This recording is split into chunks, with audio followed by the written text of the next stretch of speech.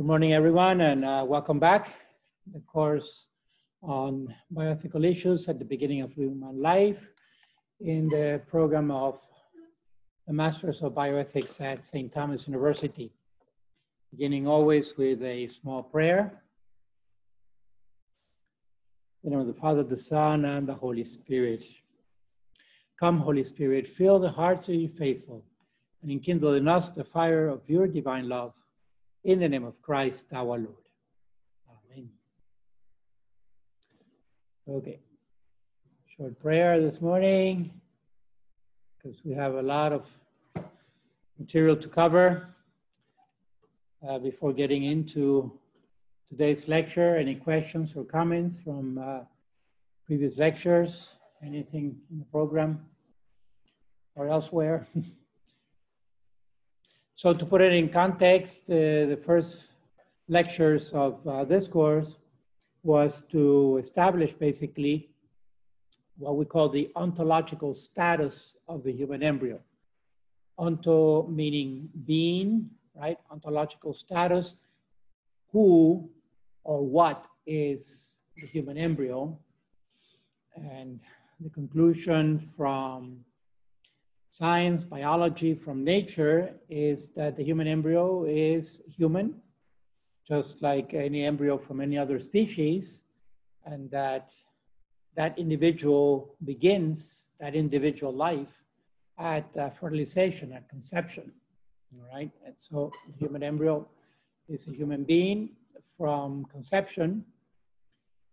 And then I gave you some more philosophical and theological reasons why we can also call the human embryo a person, a human person. Again, being consistent with the anthropological meaning of person, not a legal person. In fact, I'd like to mention that in law, there are legal persons that is more than one anthropological person. For example, if the six of us in this course decided to form a corporation for whatever reason, because we want to build a rocket to go to Neptune or something, and we form a corporation and we register that corporation in the state of Florida, we have incorporated, we become a legal person, one legal person, and we're six individuals. So you can see that the legal definition of personhood doesn't really line up 100% with the anthropological definition of person or the ontological definition of person, okay? And so the fact that the unborn in the United States is not offered legal personhood, it's a defect of the law, but it's not a defect of the embryo. At any rate, I also want to point out another little thing about that conclusion that the human embryo is a human being and a human person. To call an embryo an it, it's part of the grammar, and I understand that it's very easy to fall into that language to call the human embryo it, especially in the early stages of development, like the first few weeks of development. In fact, I've heard many pro-life talks, and pro-life people refer to the human embryo as it. It is human. It is a person.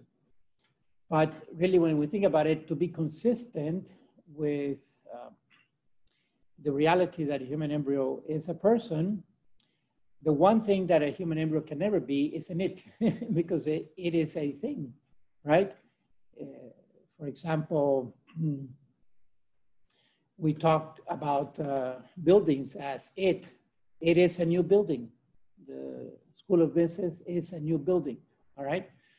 But people are never its, because when we talk about them as its, we quantify, we objectivize them, we make them things, right? For example, if you have a sibling who's younger than you have a kid brother or sister, you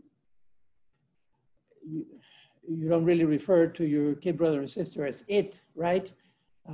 Even though sometimes you may want to, because the kid is behaving as a brat, but really ultimately to refer to the human embryo as it, we're falling into the same pitfall, we're falling into the same mistake as pro-abortionists who cosify the embryo, they quantify the embryo, they make the embryo a thing, right? Because it exists materially, and therefore has to be something. Well, then it's just tissue, right? My liver is in it. And that also is a strong argument in the in vitro fertilization industry that we'll cover in the second half of today's course, in vitro fertilization, because definitely there they are manipulated to the hilt, and they are really treated as objects in vitro fertilization industry, okay? And so the alternative is to refer to the human embryo always as he or she, which is the proper way to do it biologically without, again, without mentioning God, religion, or faith here at all, just from the scientific evidence. Once we have fertilization in a mammal, right, that new individual, that zygote is going to be a he or a she, depending on what chromosome they got from their father, from if it was an X sperm or a Y sperm. You see, so again, it's universal within the mammals that since the male is the one who determines the sex, the male gamete, then once there is fertilization, we really have a zygote that is either male or female, genetically speaking. And therefore, it is always a challenge, but what it does when we start calling the human embryo from the level of the zygote and the morula and the blastocyst as he or she, what happens is we're personalizing that embryo. And if you think about it psychologically, right? Psychologically, to refer as a human zygote as he or she, depending on the genetic makeup, we are actually personalizing the embryo, okay? Whereas when we refer to the human embryo, especially in the early stages,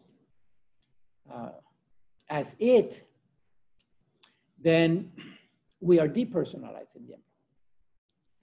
It's subconscious, it's psychological, but it's there.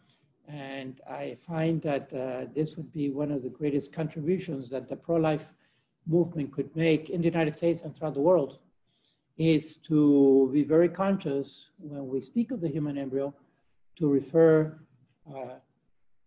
about him or her as he or she, personalizing the embryo.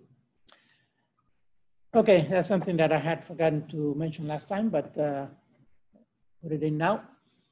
So moving forward then, today we have two big topics, which are again in bioethical issues at the beginning of human life, which is on the one side, contraception, and the converse of that, biologically speaking, and anthropologically speaking, is in vitro fertilization, okay? So we're just gonna go from hot topic to hot topic here. And if there are no questions or comments, I'll go forward. All right, so with regards to contraception now, in the first half of the lecture, here's a little summary, brief history of the pill, which is the most widely used contraceptive, certainly in the United States and the Northwestern Hemisphere, we who have access to medication, but in many parts of the world also. Then I'm going to step back for a moment and do a little analysis of human sexual intercourse as human, in contrast to animal sexual intercourse, again, within the mammals, which, because we have internal gestation, we also have internal fertilization, right? Then staying with the human, the two dimensions of sexual intimacy, and then specifically we'll be ready to look at contraception and direct sterilization also as a type of contraception, at the bioethical analysis of that. Then, in order to talk about ectopic pregnancies, then we also need to look briefly at the principle of double effect, okay, which is one of the key principles in bioethics and is very useful, which allows us to analyze ectopic pregnancy when a pregnancy happens outside the uterus or any extrauterine pregnancy. So let's go forward then. We start with Margaret Sanger, who, have any of you heard the name, Margaret Sanger? No? Okay, so Margaret Sanger was the daughter of Irish immigrants, and she lived in the New York region back a century ago. And being from Irish immigrants, she was from a Catholic family. And many of the immigrants who came last century and 150 years ago from Europe were Catholic, some were Protestant, but they were poor because 100 to 150 years ago, Europe was undergoing tremendous poverty in different parts, different countries in continental Europe and also the islands, which are mostly Ireland and the UK. There was famine going on, and so migrants came, and since the United States was still being built, that was one of the biggest immigration waves that this country had. These Europeans who came 100 to 150 years ago and basically built this country, a lot of it, from the skills that they brought and also from the desire to work hard and also looking for freedom, especially of religious expression. So the Catholics were having difficulty here because since the country was founded mostly by Protestant groups, they had difficulty finding jobs, and typically they got jobs in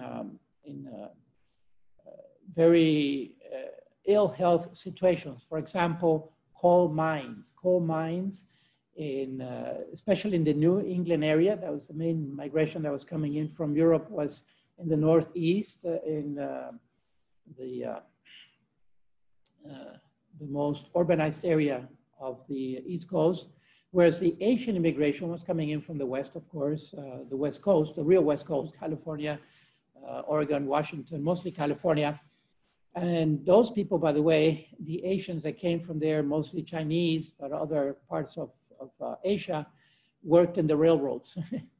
So very hard labor, okay, risky because they had to work with basic tools. Many got injured, lost fingers, lost arms, hands, working on the railroads. Whereas on the East Coast, the jobs that were available a lot were in the mines, coal mine, Pennsylvania, for example, and they would get black lung early on. And so many men died in their 40s in the East Coast, working in the coal mines and other industry. So they died young, so there were a lot of widows and orphans being raised under harsh conditions. Anyway, Margaret was the 6th of 11 children by this family. The mother had a total of 18 pregnancies, actually, and she lost, let's see, the math, 7. She had 7 stillborn or miscarriages.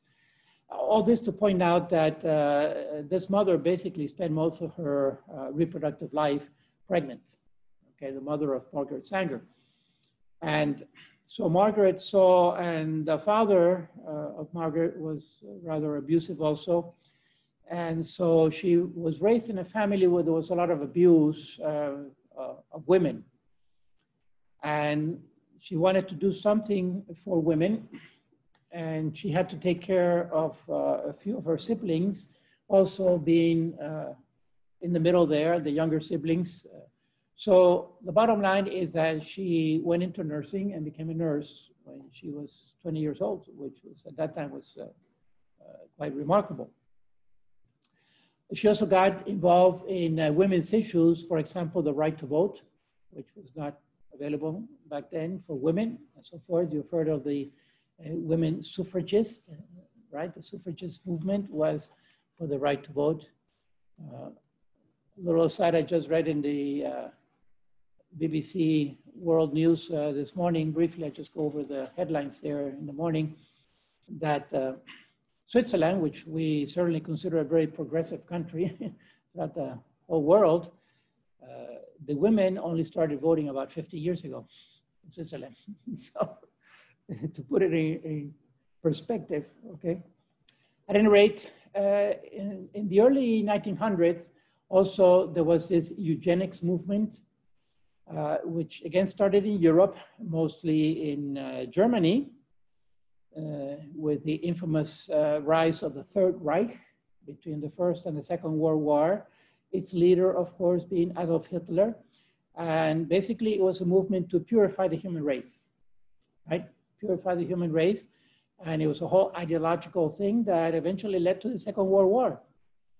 So she was caught up into that and believed in it wholeheartedly.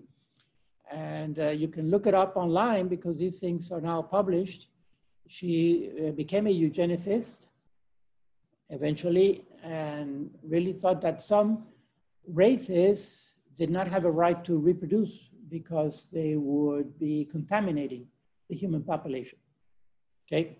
Back then there were categories like imbeciles and people who were dumb, or certainly people who had birth defects or anything like that, but also some races, including blacks, African Americans, she thought that were subhuman and did not have a right to reproduce because they were contaminating the human race. So she founded a movement or a organization which was for abortion rights. First, it started as the right to contracept, and she wanted to control population growth, all right? But she was going at it in a very pragmatical, utilitarian way. Obviously, she rejected her Catholic teaching at that point and just became a pragmatist, right? And she saw that women had to obtain absolute control over their reproduction, because she noticed that as long as women were pregnant, they couldn't work. They were enslaved by that pregnancy into staying at home and cooking all day long and maintaining the kids that they were giving birth to, and that the men would get away scot-free because they were not carrying the pregnancy, and the men could go out and either work or not work, but they could go on with their lives. So she saw an inherent injustice in the fact that only women get pregnant. And therefore, she wanted to have control, but absolute control of a pregnancy. And that's what we call a utilitarian mentality. So she solicited funds to develop a chemical. Since she had the nursing background, she knew that chemicals could affect the glands, the hormonal functioning of the body, right? And just like other glands could be either stimulated into producing more hormones or inhibited in producing whatever hormone they produce, then she concentrated on the reproductive organs, especially, well, specifically on the female reproductive organs and on the ovaries to see how ovulation could be suppressed. Because she knew enough biology, of course, her nursing background, that if there was no egg, there was no fertilization, right? And so the woman could essentially have all the sex she wanted, or at least all the sex that the partner wanted, and she would not have to carry the consequences, meaning the pregnancy. So she solicited funds, I think mostly around the 40s. One of the funds that she solicited was the Campbell brothers. You've heard of Procter & Gamble, Procter & Gamble is a huge baby industry. They produce all kinds of baby items, right? Probably $1 billion industry. And it was founded by two brothers, the Campbell brothers. She wrote a letter to one of the Campbell brothers requesting funds for doing the research on what we call today the pill. In other words, contraceptive hormones, basically focusing on estrogen to see how estrogen could, different doses of estrogen could inhibit ovulation, basically fooling the ovaries into thinking that pregnancy has already occurred, and therefore to suppress ovulation, to suppress the maturing of the next follicle, right? And in that letter, she wrote, we don't want word to get out that we want to exterminate the Negro population. You can put it online. These are her words on the letter, which is now public online, okay? And so we don't want word to get out that we want to exterminate the Negro population. Those are her words. She got the funding, and she founded then this group that became eventually this organization that became Planned Parenthood, right? And to this day, Planned Parenthood is the largest abortion organization in the world, not only here in the United States. At the global level, it's called International Planned Parenthood Federation. So it's a federation, IPPF is the acronym. You can look it up.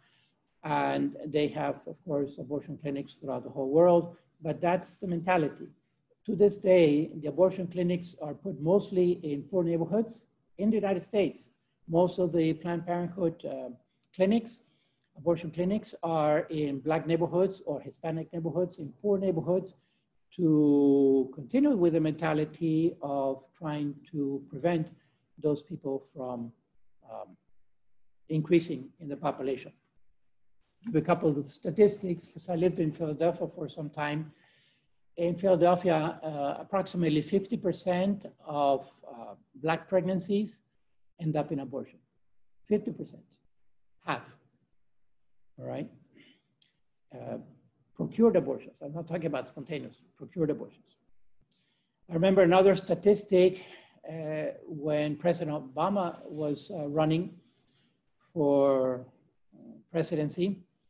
In November of that year, a statistic had come out that for the first time in the history of the United States, Hispanics had outnumbered African Americans as the largest minority. And at that time, African Americans were about 15% of the population. So this was the first Black candidate for presidency. And so obviously the minorities were politically important at that time, right? And so the African American community was about 15% of the American population at that time. And for the first time, Hispanics had become 16% of the American population, therefore the largest minority, outpacing African Americans. Then there was a projection, which I found very interesting. It was a projection for about 20 years forward, which is a human generation. How much is a human generation? The average is about 20 years. Every species has a generational time, right? For bacteria, under ideal conditions, it's 20 minutes. For example, when do you get a next generation of bacteria? All right. For humans, it's about 20 years globally, approximately.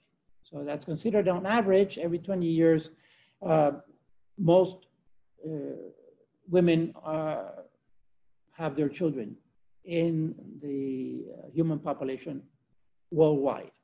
So 20 years is considered a human generation approximately. And that was the projection moving forward to see. And it was estimated that in 20 years, the Hispanic population would essentially double to about 30%, more than 30% of the American population, okay? Meaning an increase And that is beginning to look like a geometric progression, right? When there is a doubling of a population, this subpopulation. Whereas the Black population, projected 20 years, was projected to go from 15% to 16%. In other words, they're plateauing, right? And it's not because they're not having intercourse. It's because they're having abortions.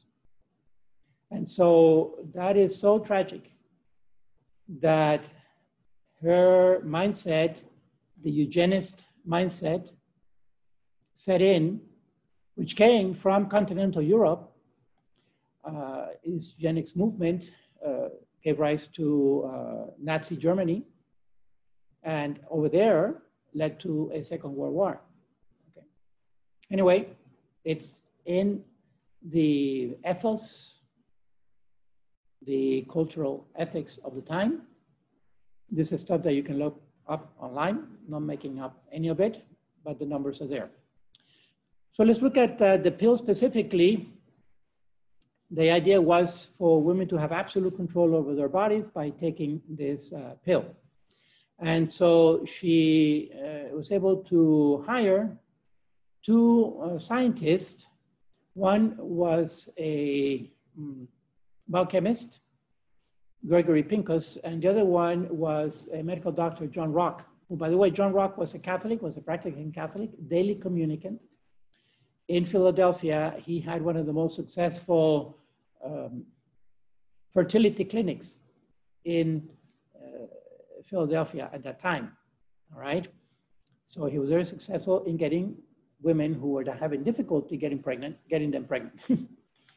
So the idea was that Pincus would develop the pill, and then Rock would test the pill on his patients. And the thing about John Rock is that he believed wholeheartedly that women should have control over their reproduction. And therefore, he thought that with the development of the pill, that the Catholic Church would accept, specifically the hierarchy, the Vatican, would accept the pill as a valid method of avoiding conception. That was his mentality, okay? So that's why he was willing to do the clinical trials. So Pincus, he was working at Harvard, and he was a very famous biologist at the time. And he was doing work with progestins, which are reproductive hormones of the woman, okay? Progesterone is progestin. So they went forward, and Pincus was able to find the proper dosage of these progestins to suppress ovulation in test animals, mostly the mice or other mammals. But then this needed to be tested in humans, what we call the clinical trials, which is phase 3, is the last stage before putting out the medication to the general public. It's what's going on with the vaccine, for example. Well, Pfizer and Moderna were the first two to be able to get to clinical trials, and the others are still in the process. Okay, so the pill was branded as an Ovid, right? Ovid for ovulation, that it would inhibit ovulation. But in the United States at that time, by law, contraception, straight up contraception was illegal, all right? It was illegal. And so they had to move the clinical trials out to, first they started in Puerto Rico in the 1950s. Now imagine this pill was being promoted, and women flocked to these trials. Now back then there were no bioethical committees and institutional review boards or any of this. So the women were not told if they were being given the pill or the placebo, because you need to have a control group to know if the pill is working or not, to contrast the two statistics, right? So you always need a control group in any trial, and the women were not told. if they were getting the placebo or if they were getting the actual pill. So they all thought that they were actually getting the pill, but a group of them were getting pregnant taking the pill because they were actually getting the placebo, all right? And that was documented, and that was used as the strong evidence for the fact that the pill does work. Because the ones who were getting the real pill, the Ovid, did suppress ovulation, a percentage. It's not 100%. There's no chemical or mechanical means that it's going to be 100%, okay? Because of what we call breakthrough ovulation, which we'll get to. But anyway, the trials were done in Puerto Rico, and of course, that is highly unethical, not to tell the person if they're getting the placebo or not, because then they thought that this would prevent getting pregnant. And so these women just had the intercourse as they would with their husbands or boyfriends, whoever they were, right? Then the trials moved to Haiti also, and then Mexico. So they were basically targeting poor population, women who would be in the predicament of Margaret's mother, basically pregnant during her reproductive years, so that she was essentially enslaved to that pregnancy, right? And these were targeted populations in the poor areas of these countries. Finally, they were able to get permission to do some last trials in Los Angeles among the migrant populations. And it's questionable if there was even permission to do that from the government or not, or they just simply went into the migrant populations and gave them this pill, all right? Anyway, to skirt the issue that contraception as such was illegal in the United States back then in the 1950s, it was promoted as a menstrual regulator. And it's true that one of the side effects of the pill is that it can regulate menstruation, all right? And so sometimes this is given to women who have very irregular cycles, and it's called amenorrhea. And especially toward the end of the reproductive years of the woman, when they're entering menopause and going through that stage of what people call premenopause, which clinical doesn't really exist. The woman is either ovulating or in menopause, okay? But in colloquial language, you hear about premenopause. When they're transitioning, sometimes their ovulation becomes very irregular. We're talking about women typically in their 40s, all right? And so the pill could certainly regulate their cycle. But it's what is known as off-label. At any rate, they got approval from the FDA, Food and Drug Administration. Anything that goes through our mouths in the United States needs approval from this agency, right? It's a very rigorous standard and controls the food that is sold in the supermarket so that it's not contaminated. And that's why every food has to have a shelf life date on it, but also medication. It's under the same because it goes through our mouths, okay? So in 1957, they were able to secure, Sanger and her group, permission to sell the pill as a menstrual regulator. She had a little journal also that she would publish, a newspaper, not really a journal, a newspaper that was very popular, and it was disseminated. Imagine for many, many, many women, this was like heaven sent, right? This was the latest thing where they could actually take a pill and not have to be pregnant, and they could still please their men. And then finally, in 1960, it got approved as a contraceptive as such, okay? At this point, the pill went worldwide, and it escalated to millions and millions of women taking the pill. However, many of the side effects of the pill were not really known well at the time because the trials that were done were very limited. And so now it's known that the pill has a lot of contraindications. because again, the woman is fully around with her hormonal levels, and that has effect on other parts of the body. Okay. Hormones, remember, are very delicate substances. They're produced by glands and typically have an effect on other parts of the body, either systemic of the whole body, like adrenaline, for example, or targeted, like the progestins that targets the reproductive organs. Okay? But typically, hormones are produced in minute quantity, and they have a large impact on the body, on the organ systems of the body. And so the same with these progestins, with progesterone, estrogen, and so forth. And all that was not studied in detail back then. Today, it has been. And that's part of why the pill is never 100% effective either,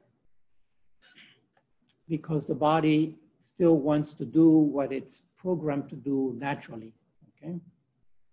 All right, so this became such a big concern that in 1963, right, just barely 3 years after the pill was approved here in the United States and had spread worldwide to the tune of millions and millions of women taking this pill, Pope John XXIII established a commission to study this pill and to see whether the Catholic Church would approve it or not, okay, as a legitimate means of avoiding children. And now, if you know a little bit of Catholic history at the time, 1963 also happens to be the beginning of the Second Vatican Council. Now, Vatican Council II was a worldwide event that took place at the Vatican. All of the bishops of the world got together in the Vatican for 2.5 years, almost 3 years, from 63 to 65. I was a young lad back then.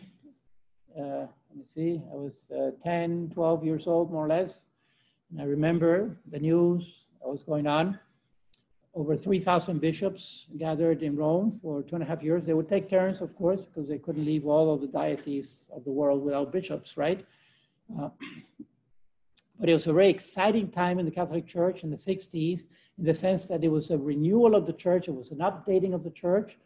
One of the key things that came out of Vatican II, for example, that have most impact on the public at large and Catholics throughout the world was the change in the language of the Mass from Latin to the vernacular. The vernacular is the language of each country, all right? And I remember that distinctly because I was an altar server at the time, and I was in charge of ringing the bells during the Mass, and I always got it wrong because I didn't know Latin. As a 10, 12-year-old, I didn't know Latin. The priest was facing the wall. I could barely hear what he would say, and I always got the bells wrong, so I would get in trouble. At any rate, when the renewal came through the Vatican Council II, it finished in 1965. We were living in Mexico City at the time. All of a sudden, one day we went to Mass, and the priest had turned around, was facing the people, and he was speaking Spanish. So finally, I could understand what he was saying. But that was one of the big things that came out of the council. But the broader perspective was the renewal of the church, really bringing it up to date. It was a very turbulent time, the 60s, because then became a teenager in the 60s, and a little later on, you remember the Beatles, right? And all that social revolution that went on. And then the sexual revolution, you may have heard of a thing called Woodstock that happened up in New York. A gathering of huge amount of young people. Some of them took off their clothes, and they were just free love and sex, and it was going crazy throughout the whole world. The sexual revolution, the slogan at the time for women's liberation was "Burn your bra." That was the slogan that I remember as a teenager growing up. You can imagine that. It was just absolutely crazy what was going on. Some of it got violent in the universities. All this question authority thing got to the highest levels, and there were manifestations in universities toward the end of the 60s and going into the 70s. There was one incident at Kent State University when the students were rioting and manifesting, and the National Guard came in and actually shot at the students, you know, point blank. Other parts of mostly the Northwestern Hemisphere, universities were having riots also. My brother was getting ready to go to college at the time, 69, 70, and he wanted to go study in Rome. And the universities there were having revolutions. In Mexico City, they were having revolutions where we were living. It was just getting pretty chaotic. After a while, it settled down into the 80s, but the 60s and the 70s were turbulent times social-wise.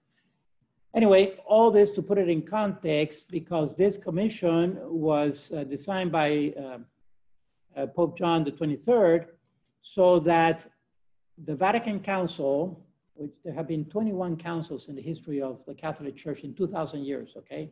Only 21 in 2,000 years. And of course, Vatican II means that there was a Vatican I, and Vatican I had been about 100 years prior to that. All this to put it in context that for 100 years, the Church, the Catholic Church had not had a global gathering of bishops with the Pope to update and to renew the teachings of the Church, okay? And so it's a big to-do, this council. There were many, many issues to address, including, for example, the involvement of the laity in the governance of the Church and the participation of the Church and so forth.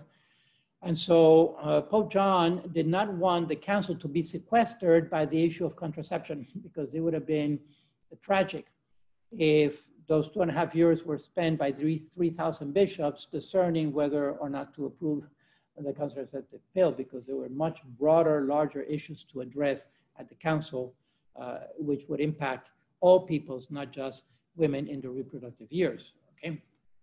And so he developed this commission to kind of dedicate this topic to a commission and kind of carve it out of the Vatican Council deliberations. Well, what happened with Pope John the 23rd, in case you don't know, that he opened the council in the spring of 63, and in the fall of 63, he died. He died. And so all of a sudden, there's a council going on, a ecumenical council, and there's no Pope. So the cardinals, which are the ones who elect the new Pope, went into conclave in the middle of the council and elected a new Pope, and it was Paul VI, all right? So Paul VI was the new Pope, and he expanded the commission from 6 members to 72 members. So a very broad commission. And finally, 3 years later, in 66, just right after the closing of Vatican II, which happened in 65, that commission gave their verdict, basically, all right? And I can tell you, quite honestly, that most of the members in the commission, not all, but most of them approved of the pill as a valid means of contraception, all right? Most of the commission, yes, the majority, but not all. And so Paul VI, it said that he went into very deep prayer at that time and considered all the plus and minus.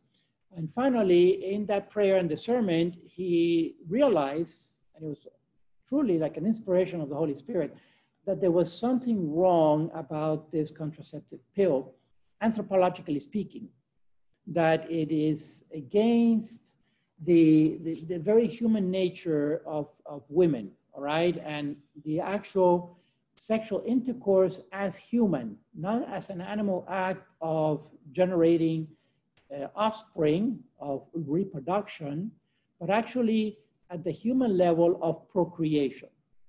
And again, keep in mind, these are very important conceptual themes. All animals and plants reproduce. In other words, they produce a new generation, the offspring. But we humans, because we are human, because of that added value that we have, we don't reproduce, we procreate. Okay, we procreate, which is different. And it is essentially different from reproducing. I'll give you some evidence of why we don't reproduce, but we procreate. And the evidence would be at the physical level, at the physiological level, at the psychological level, and at the spiritual level, okay?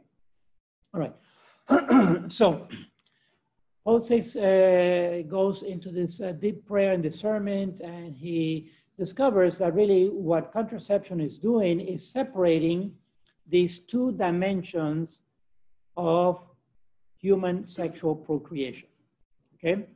Human sexual intercourse, the two dimensions. What we call the intrinsic, what we call the procreative dimension and the unitive dimension. It separates them radically. And that makes it an intrinsic evil because we just don't have a right to separate those two dimensions from human intercourse, human sexual intercourse, all right? However, there was an alternative. In other words, it's not that women were obligated to become pregnant every time they had intercourse.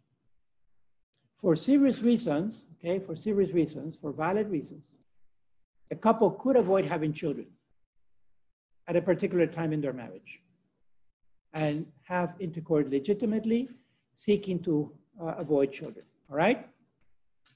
And it happens that at that time, precisely, the biology of women's reproduction was being better understood. And so there was an alternative that is called natural family planning.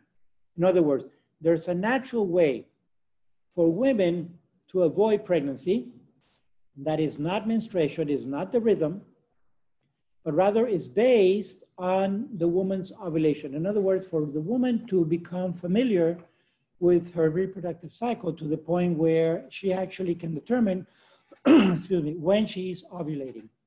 And that's the natural, healthy alternative to the pill, which is obviously an artificial thing, right? All right, so he writes this document, which is called an encyclical. An encyclical is the highest level of authority, excuse me. I get this post-nasal drip after talking too long. So the encyclical is the highest level of authority in the Catholic Church. And that encyclical is called Humanae Vitae, on human life, translated from the Latin, on human life. And he published that in '68, okay? So it's been a little bit of development. In 1960, the pill becomes approved and available throughout the world by the FDA. In '63, the commission is formed for studying it. In '66, this commission, the expanded commission, gives its verdict. And in '68, the Pope finally publishes the encyclical, the teaching of the church with regards to contraception and natural family planning, essentially saying no to contraception and yes to natural family planning, okay? I can tell you this is one of the shortest encyclicals in the history of the Catholic Church. It's about 15 pages, 1-5.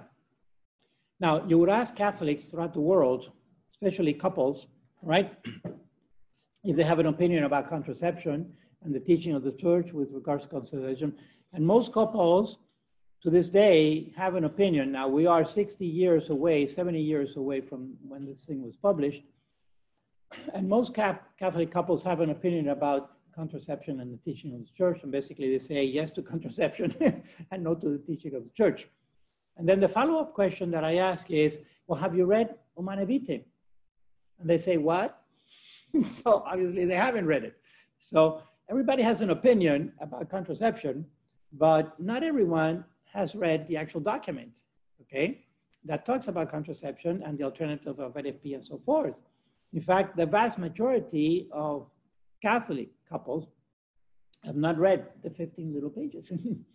So, but they have an opinion, all right? That is to say that it's sad, really, because this encyclical is simply beautiful. It's very well written.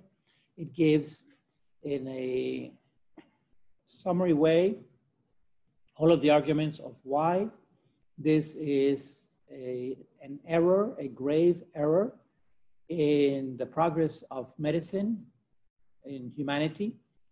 And he predicts a couple of things, for example, that are predicted there. He predicts many things, Paul VI in this Humanae Vitae, projecting forward. But two distinct things that he predicts here is, number one, infidelity and divorce will become rampant because now there's no evidence. In other words, specifically the men, the husbands, can go out and have sex with other women and there's no consequence. There's no child because the other women are contraceptive. Okay? And so, sure enough, there it is. The divorce rate before the 60s was maybe, I'm going to guess maybe 5% or something like that. Today is around 50 to 60% divorce rate.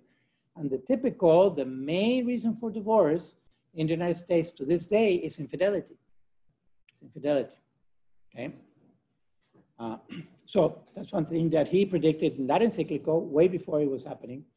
The other thing is that he predicted is a depopulation of especially industrialized countries, right?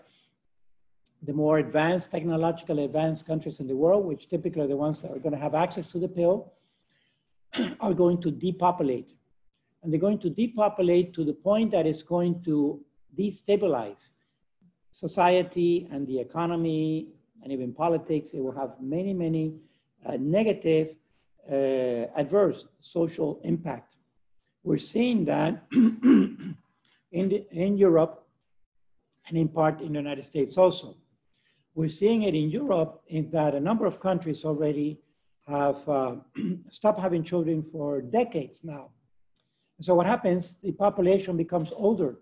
As they become older, they go into welfare or they go into Social Security, they go into the Medicare programs of their countries, okay? But they're no longer contributing because they're no longer working. But they're living off the taxes of the working people. But if you have fewer and fewer working people, at some point there's a critical mass that is needed of working people in order to maintain the retired with the taxes. And so that's why Europe continues to increase taxes. But also, it's a problem because there are no babies, there are no young people, there are fewer and fewer young people to go into the workforce. So a smaller group of young people have to be maintaining the larger population that is going into retirement, all right? To the point that a number of countries, an increasing number of countries in Europe today, the government actually pays couples to have children. They pay couples. France, Belgium, many countries in Europe, now they pay their couples to have children because they just don't want to have children. Too much of a hassle. Why put up with all the guff of raising a kid, you know, when we can already have our intimacy and just not have the consequences? That is the pure reality that is happening. He predicted that 60, 70 years ago. In the United States, we would also be in negative population growth. It's called negative population growth.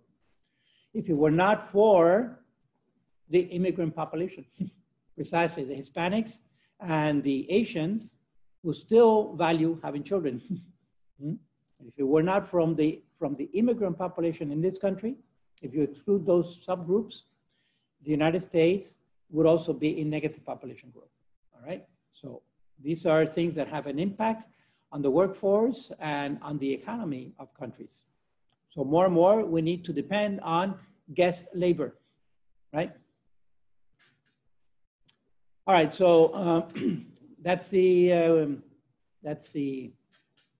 link there. You can look it up in English, no problem. 15 little pages. Now, let's get a little bit into the anthropology of human sexual intercourse. Being that we're all adults and responsible adults here, we can talk quite frankly and analyze a little bit what makes human sexual intercourse human, distinct from animal sexual intercourse. And let's stay with the mammals, even primates, which are our closest relatives, as we know, by a high 90 percentile genomic compatibility, right? At the physiological level, like I said, at the physical level, at the psychological, and at the spiritual level. In other words, we're looking at the whole person, body and soul one, integral humanity, right? Okay, well, let's start with the physical level then. In mammals, essentially, sexual intercourse is called mounting, and typically because it's from the rear. Okay, now we have to be very specific here and understand that all mammals typically walk on 4 legs. They're quadrupeds, whereas we normally walk on 2 legs, which frees up the hands, but basically it makes our body anatomically stand upright vertical, whereas mammals, essentially, they're lying horizontally, all right?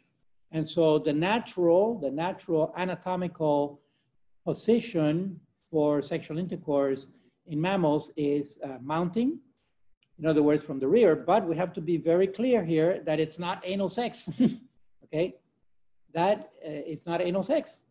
In other words, the male is having intercourse, is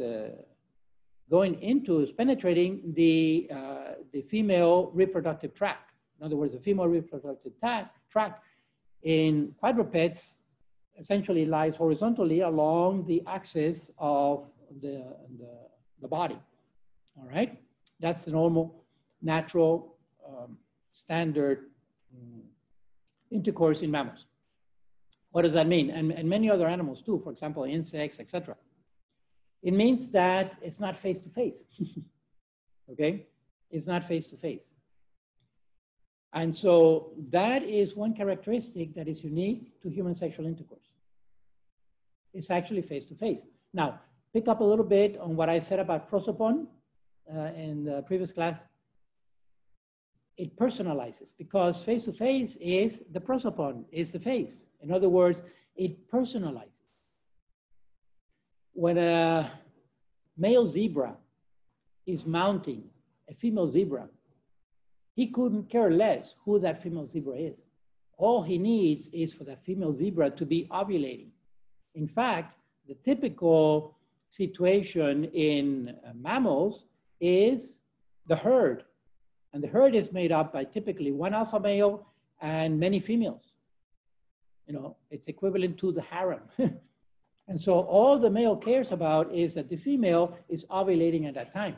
And of course, in a herd situation, you can have any number of females ovulating simultaneously. In fact, they actually coordinate. That's another characteristic that happens in mammals. It's been documented that, for example, girls who live in the same dorm, women, college women, for example, in their reproductive years that live in the same dorm, they start ovulating at the same time. They synchronize naturally, okay? Because it's the herd mentality. It's kind of a vestige from the other mammals that they synchronize so that the male can fertilize all these females simultaneously, and then it's a survival thing. It's a statistical thing, because then you have all these females giving birth more or less at the same time, but the lion or the tiger is not far away. And so by giving multiple births, on average, some of those will survive.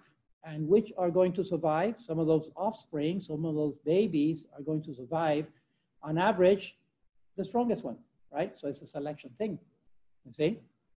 All of that is taken out of the picture with the human sexual intercourse, beginning with the fact that we don't really mount, we have sex face to face, right? At the physiological level, already is personalizing that act. At the physical level, it's personalizing that act. Number one. Number two, for mammals and for other species, again, any other species that has sexual intercourse, that sexual intercourse is strictly for reproduction. And that's what I meant, reproduction. In other words, for producing progeny, for fertilizing, strictly for fertilizing, okay? To the point that if a male tries to mount a female when she's not ovulating, she will simply not accept the male, would not allow herself to be mounted, okay? And this again is documented galore. You can see all kinds of videos. What is the typical scenario for the male lion? For a lion, he spends his time when he's not hunting or resting or sleeping, he spends his time sniffing the ground, okay? And what's he sniffing? He's sniffing the urine of the female of the lioness who's over there at a discrete distance, all right? And he's sniffing the urine because he's waiting until the urine has the proper level of estrogen in it. And that means that the lioness is now ovulating, okay? And so when he detects that, he props up, walks over to her, and she will lie down and assume the position with the rear up, and that's typical of males, and allow herself to be mounted. If this lion tries to mount the lioness when she's not ovulating, what's she gonna do? The lion, okay, tries to mount the female when she's not ovulating. She would just turn around and rip them apart. Oh, club, tear him to death, okay? She will rip him apart. No, she will not allow herself to be mounted unless she's ovulating. And that's standard for all animals that undergo copulation, all right? Except for the human female, that because of her free will, right, can accept the male when she's not ovulating, by will, by force. We're not talking about rape here. Now, notice the discrepancy with regards to hormones. Whereas the female is cycling, right? And typically there will be, the ovulation time is also when naturally she has a higher libido, she has a greater desire for intercourse. For men, we're producing testosterone from the time we hit puberty, and sometime in the teen years normally. Our level of testosterone is high all the time, all right? Until the day of the grave. And so whereas the male, the man typically wants to have intercourse, any honest man will say, yes, I'd like to have intercourse anytime, any day, because our testosterone is constantly high, motivating the sectors of the brain seeking that pleasure. But the female, the woman, is cycling. So sometimes she wants to have intercourse, sometimes she doesn't want intercourse. But the will can override all that. So that the will in men can say, even though I'd like to have intercourse, I should not have intercourse. I'm not going to have intercourse because of the human will, okay, which can control my behavior. And the woman can say the same. Whether I'm ovulating or not, I will to have intercourse or not. You see, so the will, the human will, overrides our physiology, and we're in control. We are in control when we want to be in control. So that is distinct, and that's why we don't really reproduce, because there is the possibility of human sexual intercourse when a woman is not ovulating, and therefore there would not be pregnancy, right? What happens is then that two dimensions come out of human sexual intercourse, all right? Simultaneously, these two dimensions, the procreative dimension and the unitive dimension. In other words, that human sexual intercourse may have a procreative dimension if she's ovulating, but when she's not ovulating, what is the dimension of that intercourse to make it human and not a mounting event? Well, the fact that they both will it. And again, I'm not talking about rape here. I'm talking about the conscience, the will engaged. They both say yes freely, right? And that's the unitive dimension. That unitive dimension is precisely the bonding that occurs in a couple that makes that a lifelong commitment. So in other words, it's a union of a project in life.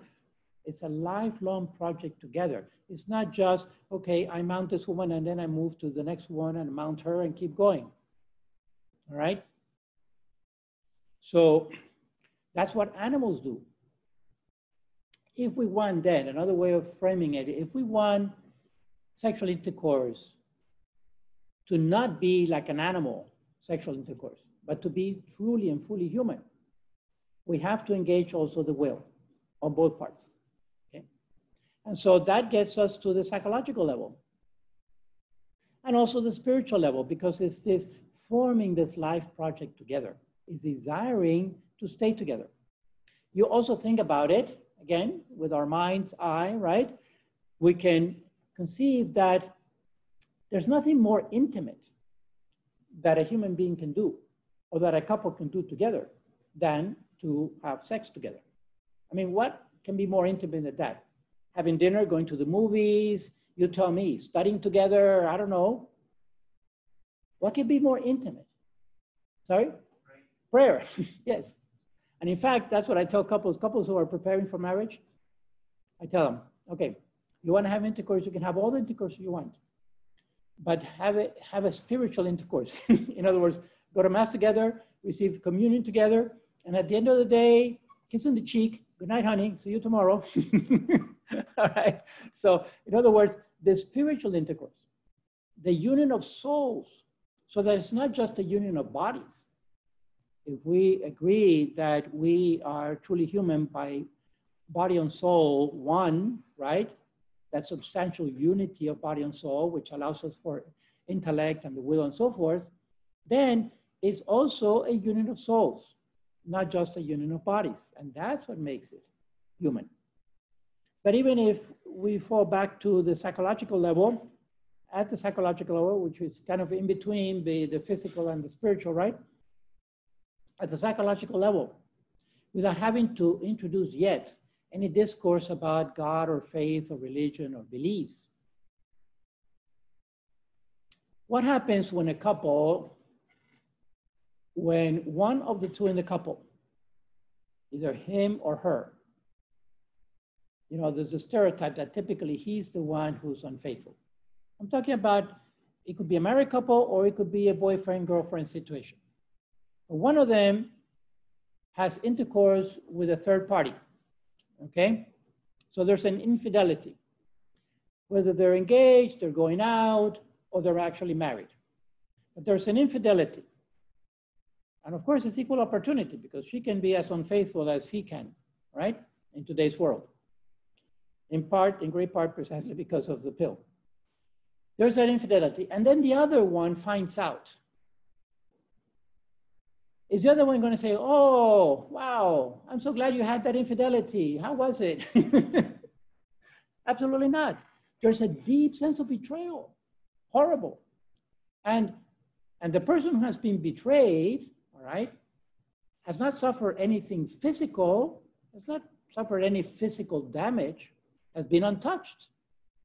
But psychologically has been scarred because there has been a betrayal.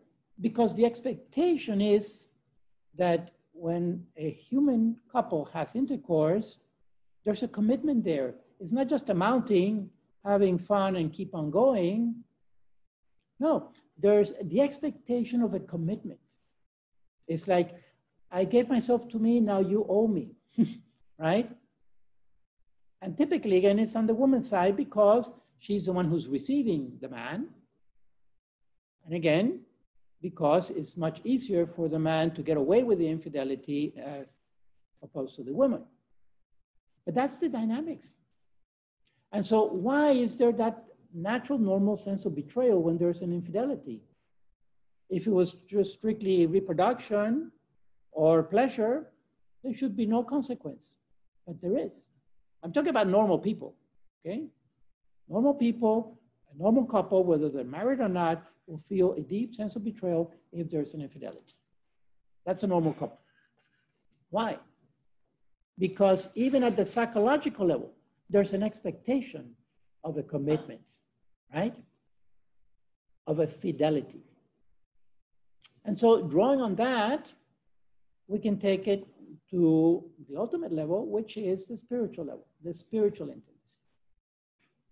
And you see, what we have is a couple in bed. It's not just two naked bodies. It's also two naked souls, two naked hearts that open to one another. And this couple, before or after the actual intercourse, will be talking about intimate things. They will open their hearts to each other, like they don't open their heart to other people, okay?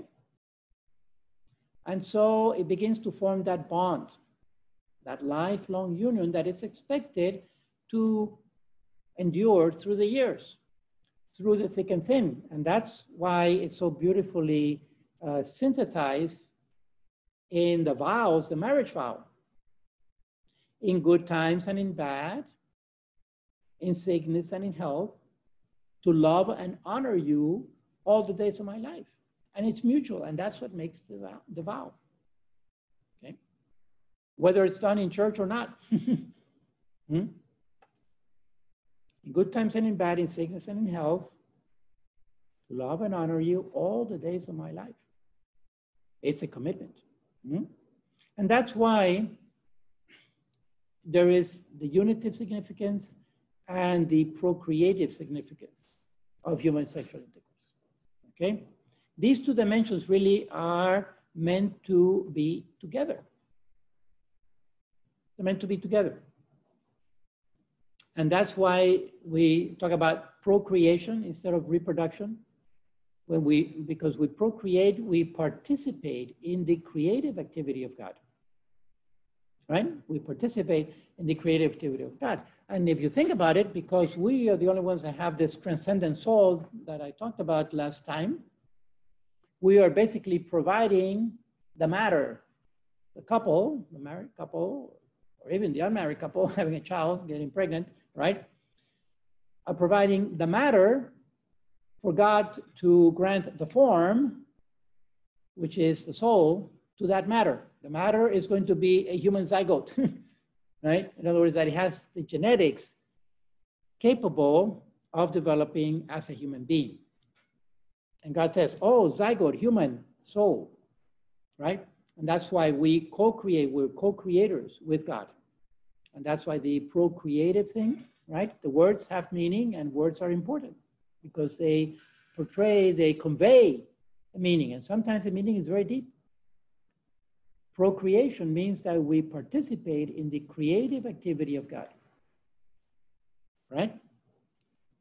Really, when you think about it, it's quite humbling and quite a privilege to do that. And only we can do that because no other species can produce a human zygote. And God will only grant a human soul to a human zygote. All right, so when we look at contraception and sterilization, I'm talking about non-therapeutic sterilization, okay? Talking about contraceptive sterilization. Then it puts a wedge in between the unitive and the procreative so that the couple at the end of the day can end up having the unitive without the procreative, you see? But it's done artificially. That's the challenge, that it's done artificially. Now, again, if it were the case that we expect the couple to have a child every time they have intercourse, in other words, that it would only be legitimate to have intercourse when she's ovulating, that's not the case, all right? For serious reason, for legitimate reason, a couple may avoid having children at a particular time in their marriage. And the reasons are many.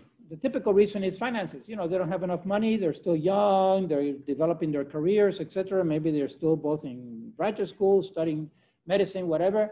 So they just don't have enough time to devote to raising children at a time. So these are legitimate reasons for avoiding children at a time.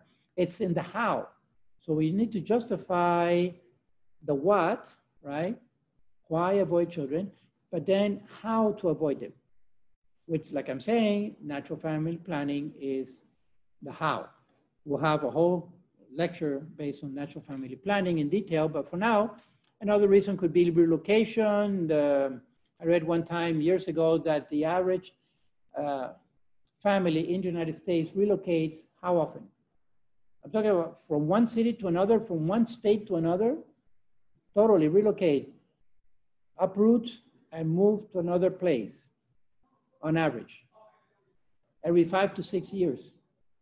It's incredible. It's very unstable, no? Every 5 to 6 years, imagine to the kids, change school every 5 to 6 years, friends, everything, the local neighborhood. So we are a very mobile society, right? And again, a lot of it is because of job. The husband comes in from work one day, honey, guess what? I got a promotion, but it's in Anchorage, Alaska. Yes, honey, no, honey. Here we go, you know. So it could be also instability. Maybe they're not ready for a child. They could have medical reasons, many, or maybe they already have 5, 6, 8, 10 children and they don't want one more. So it's a very personal decision. It's a very coupled decision, right? What is justifiable for one couple may not be justifiable for another couple. Okay? But the important thing is that there should be a serious reason. In other words, the couple needs to be honest. It's important for the couple not to cheat themselves, because we are the best at rationalizing things. They really don't want kids, but they're going to blame it either on their studies, or they have the fact that they don't have enough finances because they want to do another trip to Europe or around the world by sailing. You know, it's a question of priorities, and that's why the couple really has to be honest with themselves. It's the only way that the relationship is going to work going forward. Okay, and determine, well, do we have serious reasons for avoiding children at this time in our life, in our marriage? Yeah, and there are many, but they have to be important, serious reasons. Okay. All right. So I've given you just a glimpse of an alternative to contraception and contraceptive sterilization. I'll pick it up in greater detail when we talk, like I say, about natural family planning in a couple of lectures. But now I want to get back into contraception and look at the specific aspects of it, first starting with the physiological, and then building on that. So basically, there are 3 types of contraception, so 3 categories. It's either mechanical or chemical or surgical, sometimes a combination of these. Examples of mechanical contraception is the condom, which, by the way, was also a female condom. There are sponges and caps that have spermicide in them that the woman inserts into the vagina up to the cervix. The diaphragm is another one, and the IUD.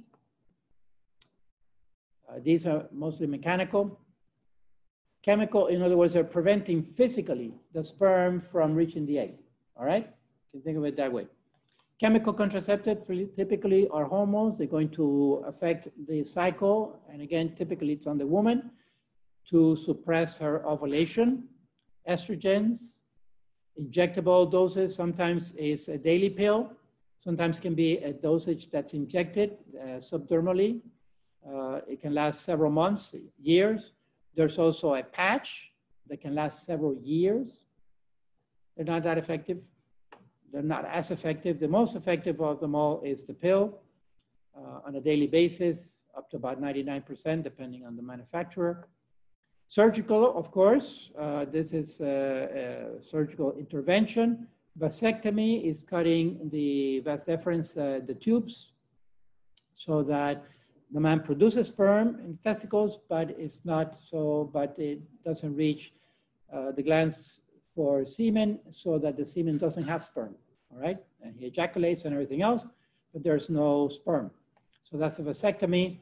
On the woman's side, the equivalent of that is the tubal ligation, cutting her the fallopian tubes and tying them. Also a hysterectomy, but typically this is not very common, especially here in the United States or civilized countries.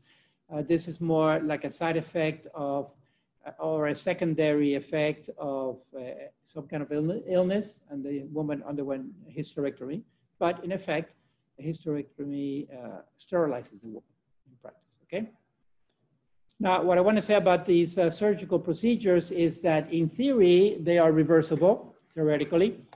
They are reversible to greater or lesser extent, but in practice, the vast majority of couples who undergo surgical sterilization, they don't reverse it. They don't reverse it for a number of reasons. First, the finances, they have to pay for it. These are considered elective surgeries, right? So they got to pay several $1,000s. Secondly, there's some recovery time, some pain involved in it, but also they just let it go. They get used to a contraceptive lifestyle and they don't go back to reversing it. And also there are physiological things to consider, because when these tubes are tied back together,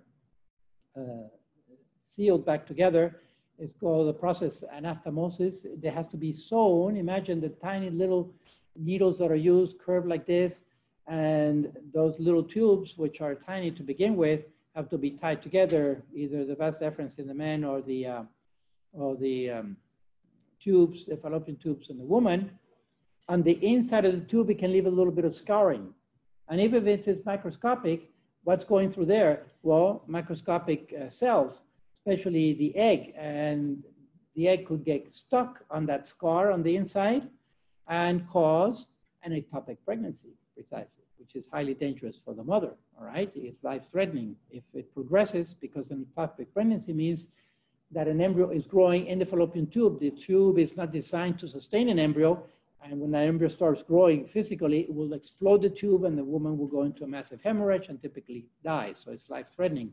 All right, so that's why, a number of reasons why, even though theoretically surgical sterilizations are reversible, in practice, many couples, the majority of couples really do not reverse them, all right? Something to consider beforehand. At any rate, I also mentioned here that some of these contraceptive means, whether chemical or mechanical, can also cause an abortion. And so they're known as abortifacient. It's a secondary effect. It's not the main effect. Of course, the main effect of the pill or the IUD is to contracept. But a secondary effect is that they render the uterine lining, the endometrium, they render the endometrium inhospitable.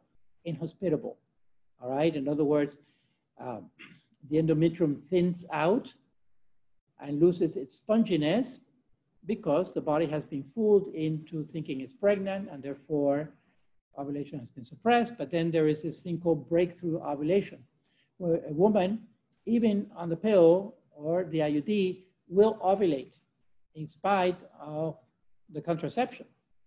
And if she has intercourse and there's sperm around, that egg on average is going to be fertilized. Now we have an embryo, 5 to 7 days, it's going down the tubes, trying to implant, and finds the endometrium thinned out, so the embryo will not implant. And therefore, he or she, that embryo will be discarded. And that would be an abortion. And that's why it's known as an abortifacient. Okay, now, why is this not a spontaneous abortion? Because it's the endometrium that was inhospitable. The woman naturally rejected that embryo. So it could be classified as a spontaneous abortion, right? It's a natural event. The problem is that in the totality of the act, that abortion occurred because of the contraception. In other words, had that contraceptive not been there, then that endometrium would have been thickened, waiting for that pregnancy. So on average, that pregnancy would have happened if the contraception had not happened. So it's really the contraception act that is causing the abortion. And the contraception itself was willed, was done on purpose. You know, it was not accidental. Not that by accident that I have an IUD inside of me or that I'm taking the pill every day. It's a willed action. And so for that will has to assume also the consequences, the possible consequences of that action. And that's why it is a procured abortion and not a spontaneous abortion. You follow the reasoning? Okay, it's important to be consistent with the reasoning. It's what we call philosophical integrity. Okay. All right, so the abortifacients, again, it could be either chemical like the pill or the morning after pill, which is basically the morning after pill is a mega dosage of the estrogen. All right, what the woman normally do in a cycle of 28 days or the month, the mini pill does in 2 dosages. The first dosage is just a massive amount of estrogen to try to impact, to shock the ovaries into not ovulating, and to stop whatever follicle is in formation, okay? And it has the same effect. And then there's a second dosage that is taken 24 to 48 hours later on the mini pill, also known as Plan B, which can be bought actually over the counter today in any drugstore in the United States.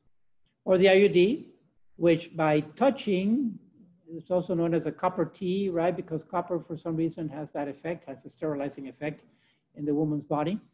it's touching literally the walls of the endometrium and the uterus, and therefore the uterus thinks it's pregnant and sends a signal to the ovaries to suppress ovulation because we already have a pregnancy going on, all right? Like I say, in spite of this, the ovaries, on average, if there's no real pregnancy, the ovaries are kind of hardwired into ovulating once, on average, every 28 days, and therefore that's what is known as breakthrough ovulation. And that's why the most efficient contraceptive will claim 99% or 99.9% efficiency, all right? So when we look at those rates, overall, all of the contraceptive methods, 97 to 99%. Some of the least efficient, of course, is a condom. It can slip, crack, or leak, right? So the condom really is only about 60 to 80% effective.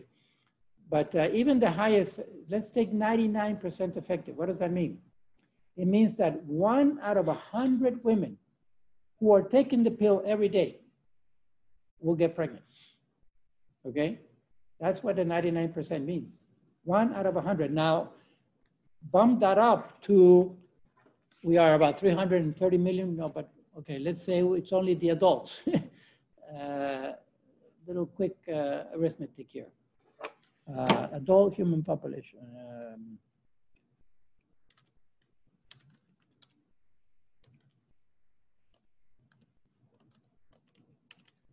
Just want to get a number. Because we know we are about 330 million. No, that's not adults.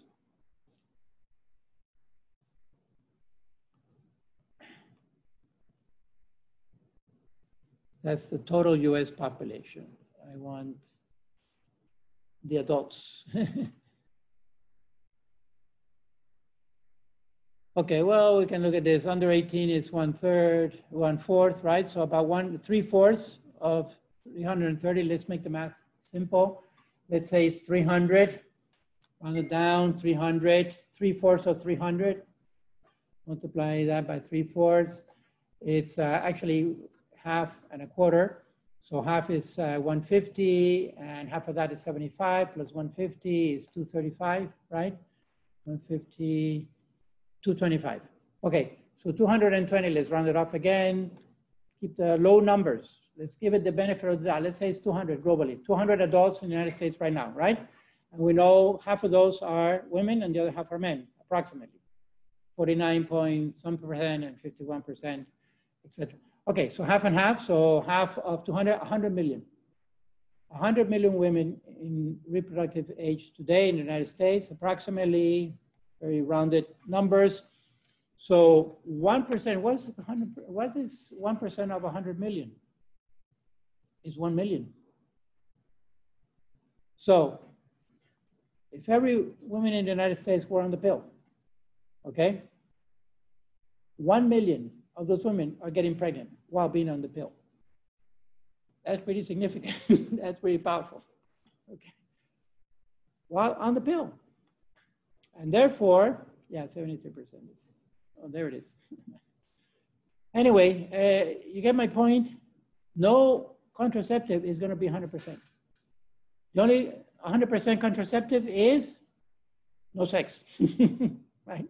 No sex, no fertilization. So keep that in mind as we go forward, because no contraceptive method is 100%. I'm including sterilization. I'm including contraceptive sterilization because somehow sperm gets to jump that gap, and somehow eggs also get to jump the gap, all right? It's amazing, but it's documented that they do, and they get fertilized. All right, so, well, there's a little too much detail. All the contraindications, these are risks and side effects. Typically, it's on the woman because, again, it's the most effective contraceptive and the most widely used, but it all falls on the woman. All falls on the woman. So she risks blood clots, cancer, high blood pressure, etc. You know, it's all on her. Mostly because he's the one who wants it. So where is the justice in that? Where is the parity? There is no parity. because he wants it, she has to risk her health or her life, right? It's unequal, it's not even. It's not a level playing field. It's unfair. It starts introducing injustice into the relationship. And having been a priest for over 35 years in the Archdiocese of Miami, having counseled many, many couples, engaged, married, divorced, etc., sooner or later, that unfairness, that uneven playing field starts generating a resentment, typically on the woman. Why should I risk my health and my life for him to have what he wants all the time? And so that resentment starts building into the relationship. Sometimes it's unconscious, subconscious, but real and true, okay? And the man is saying, well, you're contracepting, so why aren't you giving yourself to me? You have no excuse. And she feels pressured now, but she's still cycling. You know, that means that sometimes she desires to have intercourse and sometimes she doesn't, but that's overwritten because she can't get pregnant, so why shouldn't she giving herself to me every day? You know, see, it introduces unfairness in the relationship.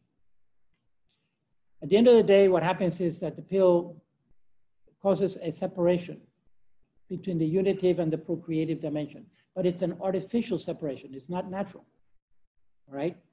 And so quite simply, we don't have a right to do that.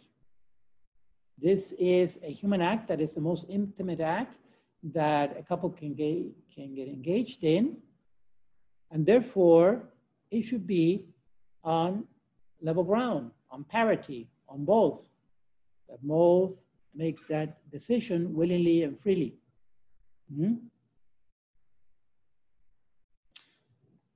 All right, we talk about the flip side, which is when the couple is synchronized and are making these decisions together and they have the will engaged. We see then that intercourse can be love-giving and life-giving, both. Okay?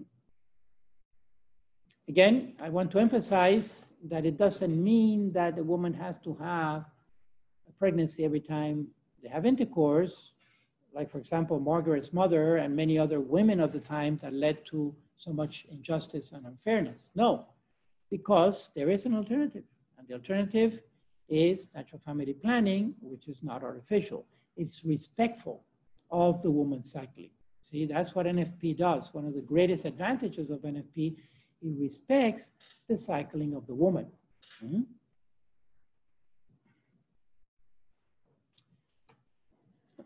All right. Just a little summary of where is the unfairness in the dynamics between the couple. The fact that there is a libido differential, meaning libido is just a psychological term for sexual desire. Whereas we men, if we're normal and producing testosterone essentially 24 hours a day, then we naturally have that desire kind of all the time. But the woman is not, because her estrogen is going up and down, and that is impacting this, the pleasure centers of the brain to greater or lesser desire of the libido. So the contraceptive, again, overrides that, okay? It can also turn sexual intercourse into entertainment. It kind of cheapens it. It makes it easy, right? So, honey, do you want to go to the movies tonight, or do you want to have sex, right? It turns something so intimate and so precious into something cheap, banal, kind of run-of-the-mill. After a while, it gets boring. Okay? Most of the burden on contraception is typically on the woman, especially on the chemical side or the surgical side, which have greater impact, negative impact on her health or her life.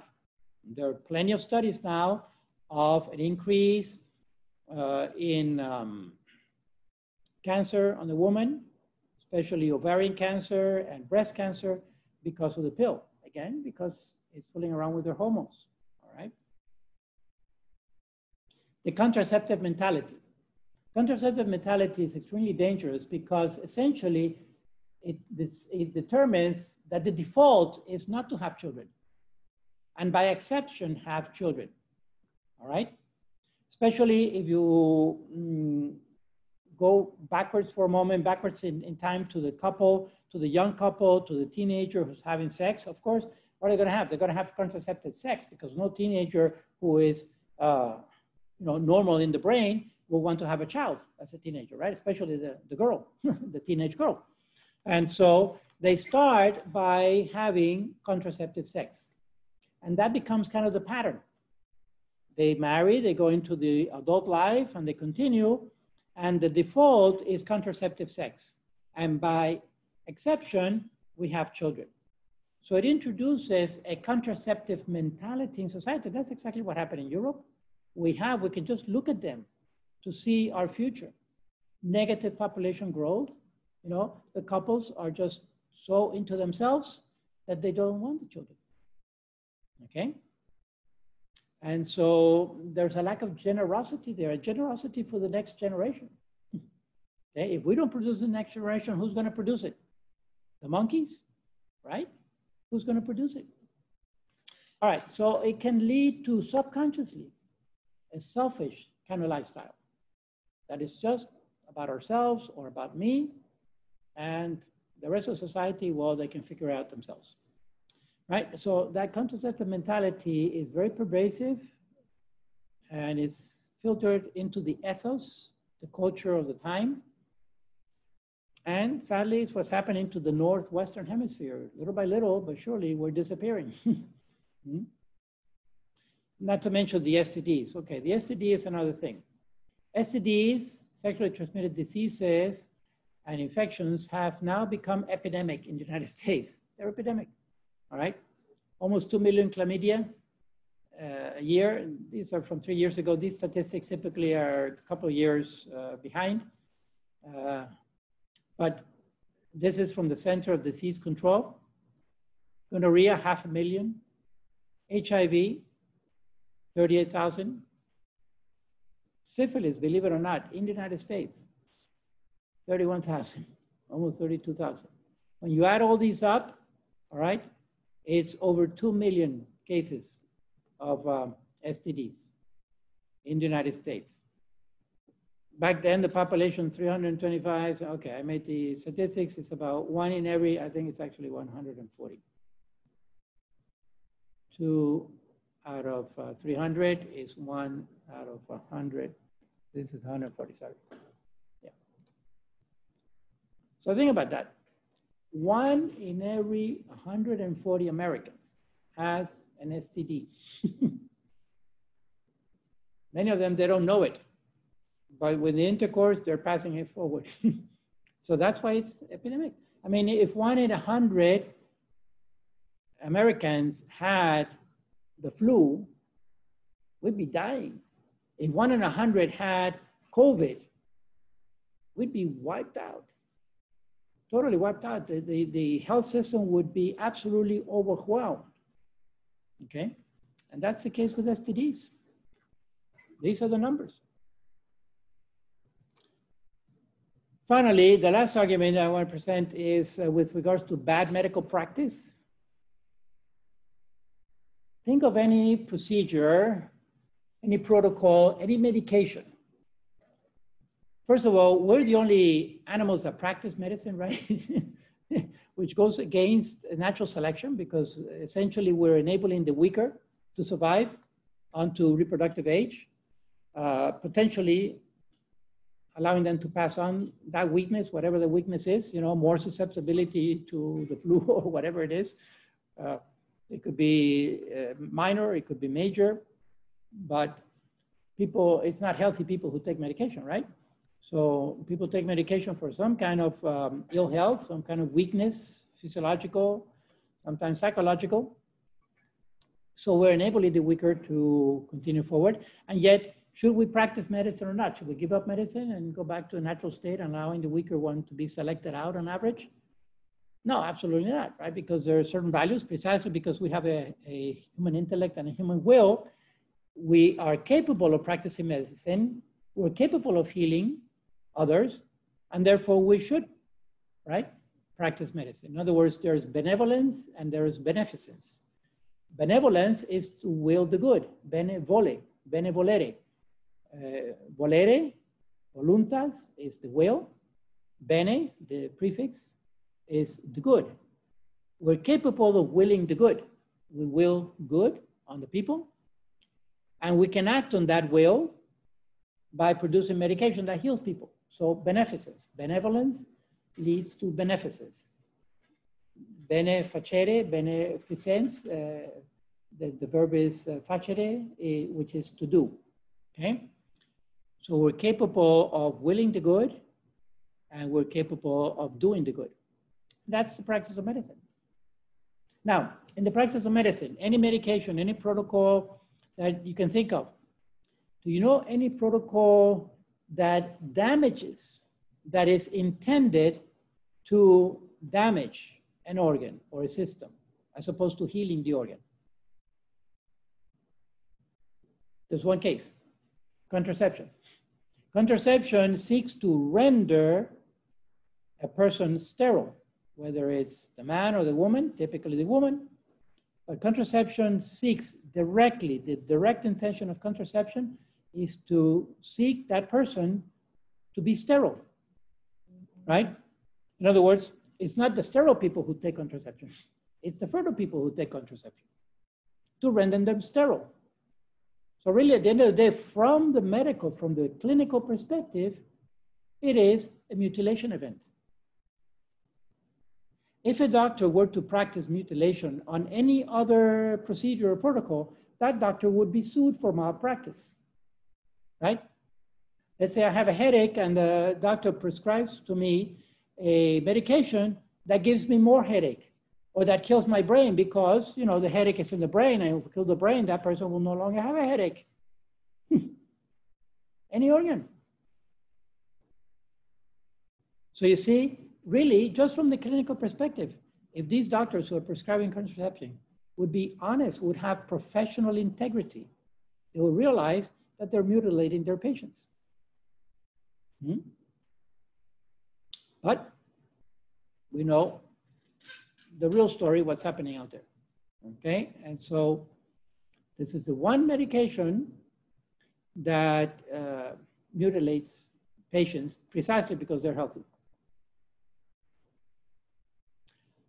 All right, I'm gonna stop and leave double effect, and this is to consider ectopic pregnancy, okay? We'll pick up ectopic pregnancy. I think we can pick it up with in vitro, for example. Sorry, with the next class, because let's take a little break now, and I really need to get into in vitro fertilization. We have quite a bit to cover there. So questions or comments for sterilization, for contraception? Again, I know I've dished out a lot in a short time, essentially a couple of hours. So I want you to reflect a little bit on this. You can go over the slides at your own pace later through the week, okay? But I really want you to consider the points that I've made here. And it's a question of being honest, of analyzing our perspective on it and seeing if there's validity to the arguments that I've presented. I have one question. Yes, yes. George over here. So I wanted to see if you could tell us a little bit about the age when it comes to the women that they can, you know, become pregnant. Okay. Like I'm assuming that now, like maybe it's been pushed a little bit forward since women are, you know, delaying to have a family for later years, and so I'm assuming that that, you know, helps through evolution to move that time forward a little bit. I see. Okay, yeah, and that's a good question. Actually, it helps me because it dovetails into in vitro fertilization. Couples who are delaying having children sometimes choose in vitro fertilizations, and they will freeze either their eggs or their sperm to have the in vitro procedure later on. On average, the fertility years of a woman, all right, it's between menarche and menopause. All right, menarche and menopause. So menarche is when she first ovulates.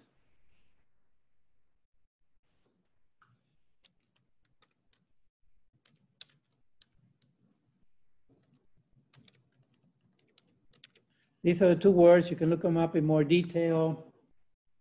But basically, menarche is the first time that a woman ovulates in her early teen years or anywhere. I mean, it varies a lot from woman to woman. There's kind of a large range there. It could be as early as 7 or 8 years old. It can be as late as 13, 14, 15. So on average, we can say more or less to round off the numbers to make it convenient number, like around 10 years of age. All right, 10 years old, on average, more or less, a woman will have her first period, means that she ovulated for the first time. And then on average, if everything works well, she would continue to ovulate once a month for about 30 to 35 years. So menopause normally comes around 40 years of age. Again, there's a wide range there, depends on many factors, depends on her diet, the lifestyle that she's lived, just the genetics of it, stress, many factors that are either social, physiological, psychological, etc. But I've known women who are still in their 50s, they're still ovulating. I have a cousin of mine, she's a cousin, so she's from our generation, and my generation's in the 60s, and she's in her 30s because her mom, which was my aunt, had her when my aunt was about 50 years old, okay? But that's an exception. Most menopause, which is the last ovulation, will be around the 40s. So that makes a convenient frame of about 30 years of what we call the reproductive years of the woman, or the fertile years of a woman, about 3 decades, okay? 3 decades from about 10 to 40, more or less, knowing that there's a wide range on either side. And so, yes, delaying, but it's still too soon that this would have an evolutionary impact. No, because it's more like Lamarckian. These are characteristics that are acquired after reproduction or after fertilization and so forth, and therefore there's no inheritance of acquired characteristics, okay? It's not like the children of in vitro fertilization couples are also going to be in vitro, are also going to do in vitro. No, because that happened after that couple was already generated genetically. It's not in the genes, all right?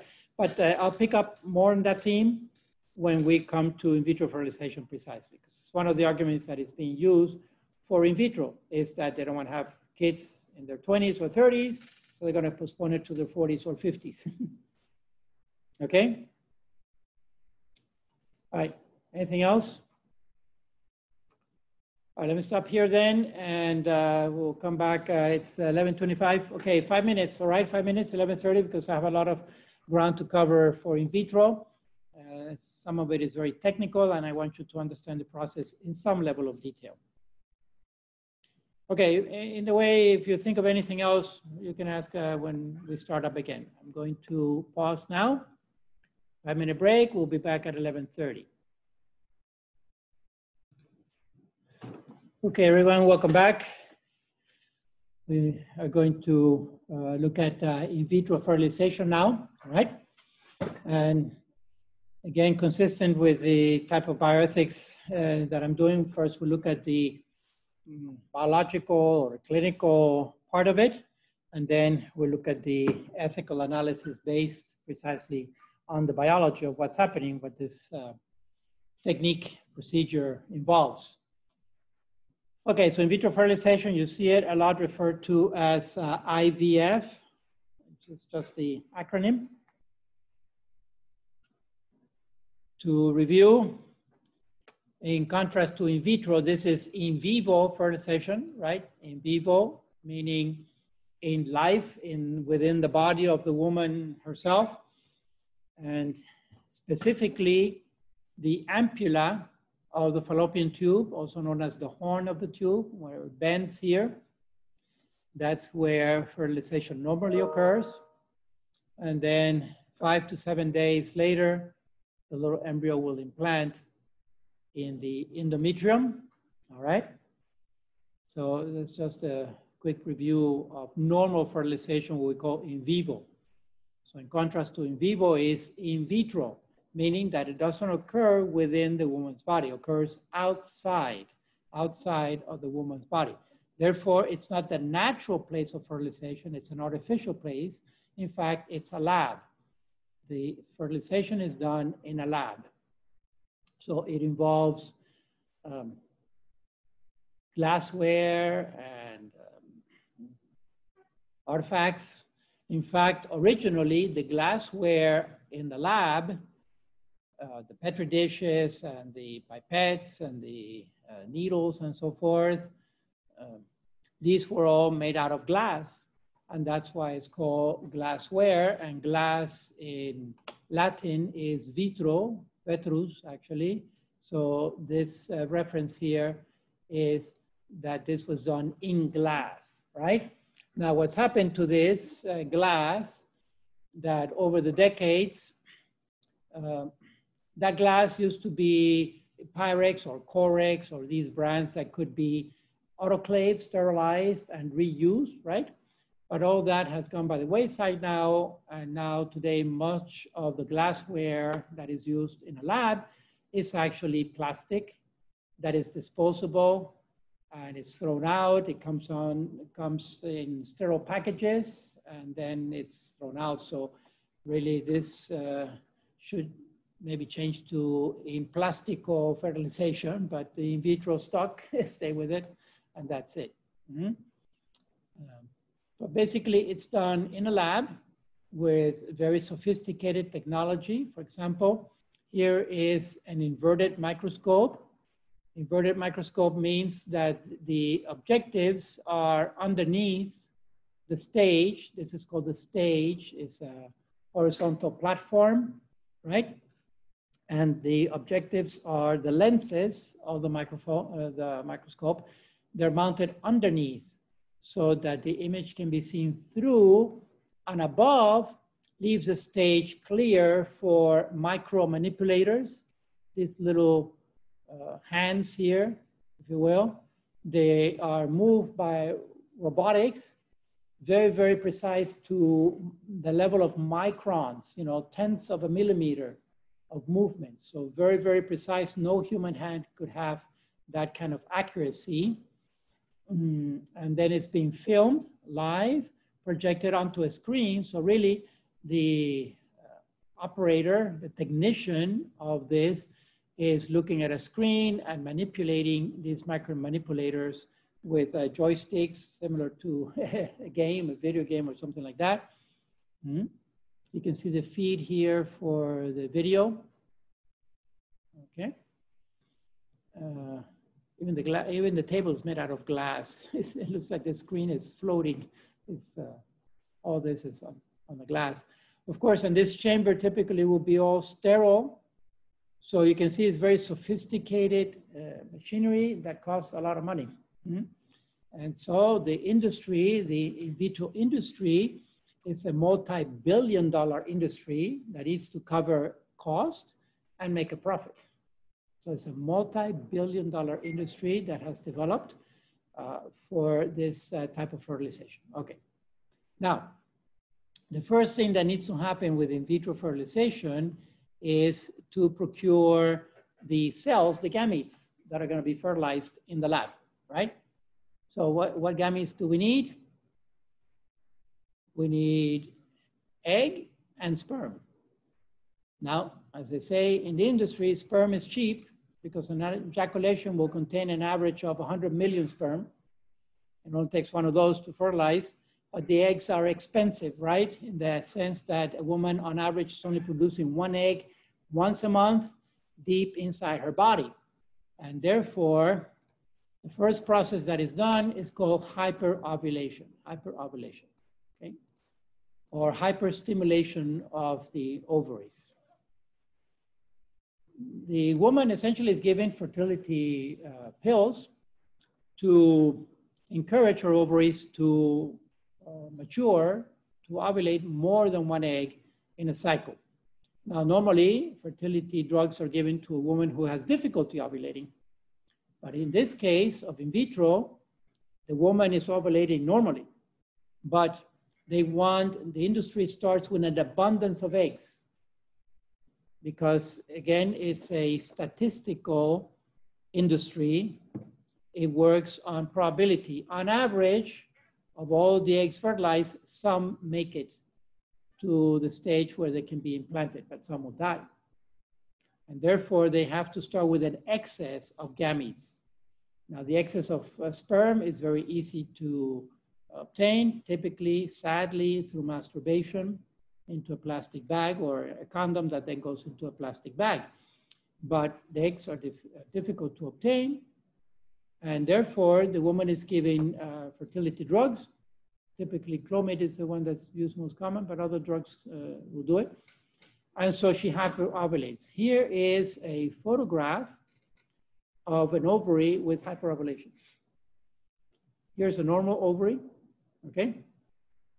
They swell up like a grapefruit because you have 1, 2, 3 dozen eggs maturing at the same time. These are all follicles, all right? This one's about to rupture. Extremely dangerous. Just looking at that picture makes me wince because if that ovary explodes, it's like they do, the woman will have a massive hemorrhage. Keep in mind, why does this look so reddish? The tissue looks very reddish. You can actually see the capillaries, right? Because all of this reproductive system is highly vascularized, a lot of capillaries. And so if this ovary explodes, basically she will have a massive hemorrhage and just die. Therefore, this, not to mention the pain involved in hyperovulation, okay? And so this procedure minimally is very painful and can actually kill the woman. It's risky. That's how the industry starts. So let's say that on average, she ovulated a dozen eggs, okay? They were collected. They have to collect the eggs. How do they collect the eggs? Well, transvaginally. Easier said than done. Transvaginally means that the technician will pull a needle, large bore needle, through the vagina wall up to the ovary, and then go through the wall of the ovary and suck out with that needle the eggs, the ova that matured. Of course, all this is done guided by ultrasound, right? With some local anesthesia here for the needle to go through the vagina, but it's risky. You have a metal needle with a sharp point, sucking eggs from a hyperovulated ovary. Very risky, then very dangerous. And of course, the technician is not looking directly in here. He or she is looking at a screen on an ultrasound.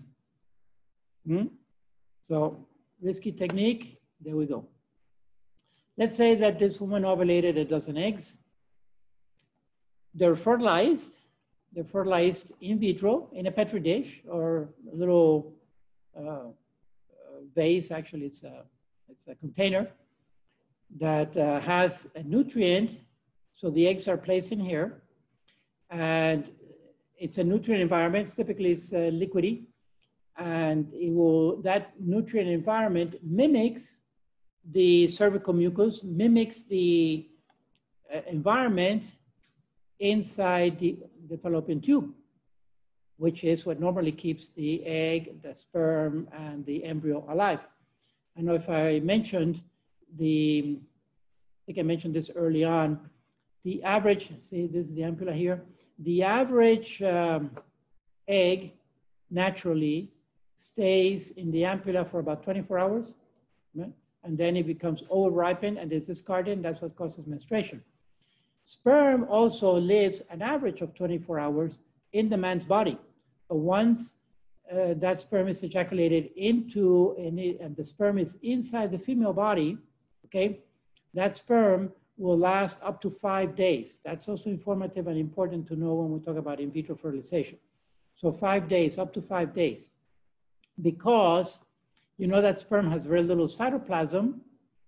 However, the cervical mucus will provide nutrition, and it's also a transport system, lubrication, and transport system for the sperm, but in this case, particularly nutrition.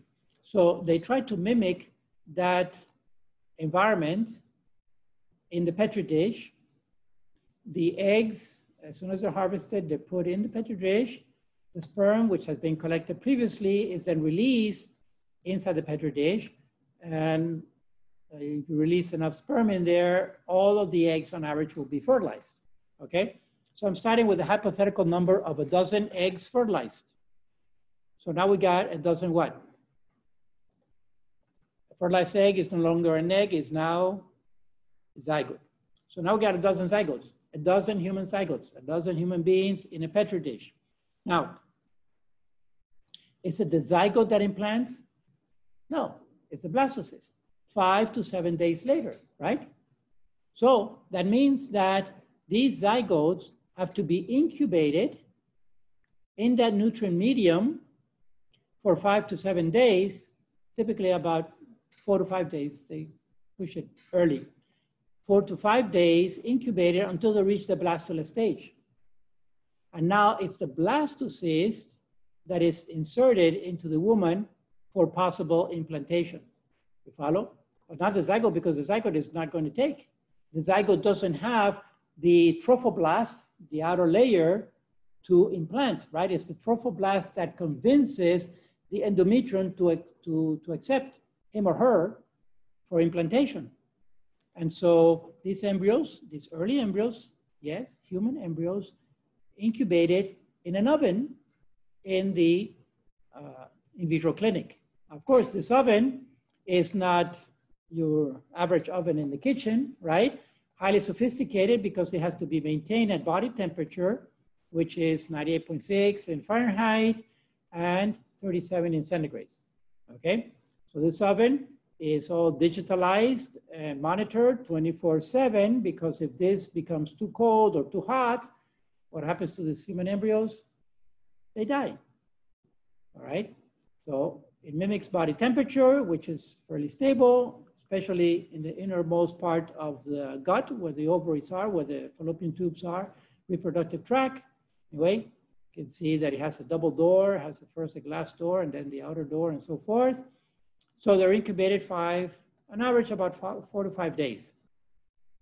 Now we have a blastocyst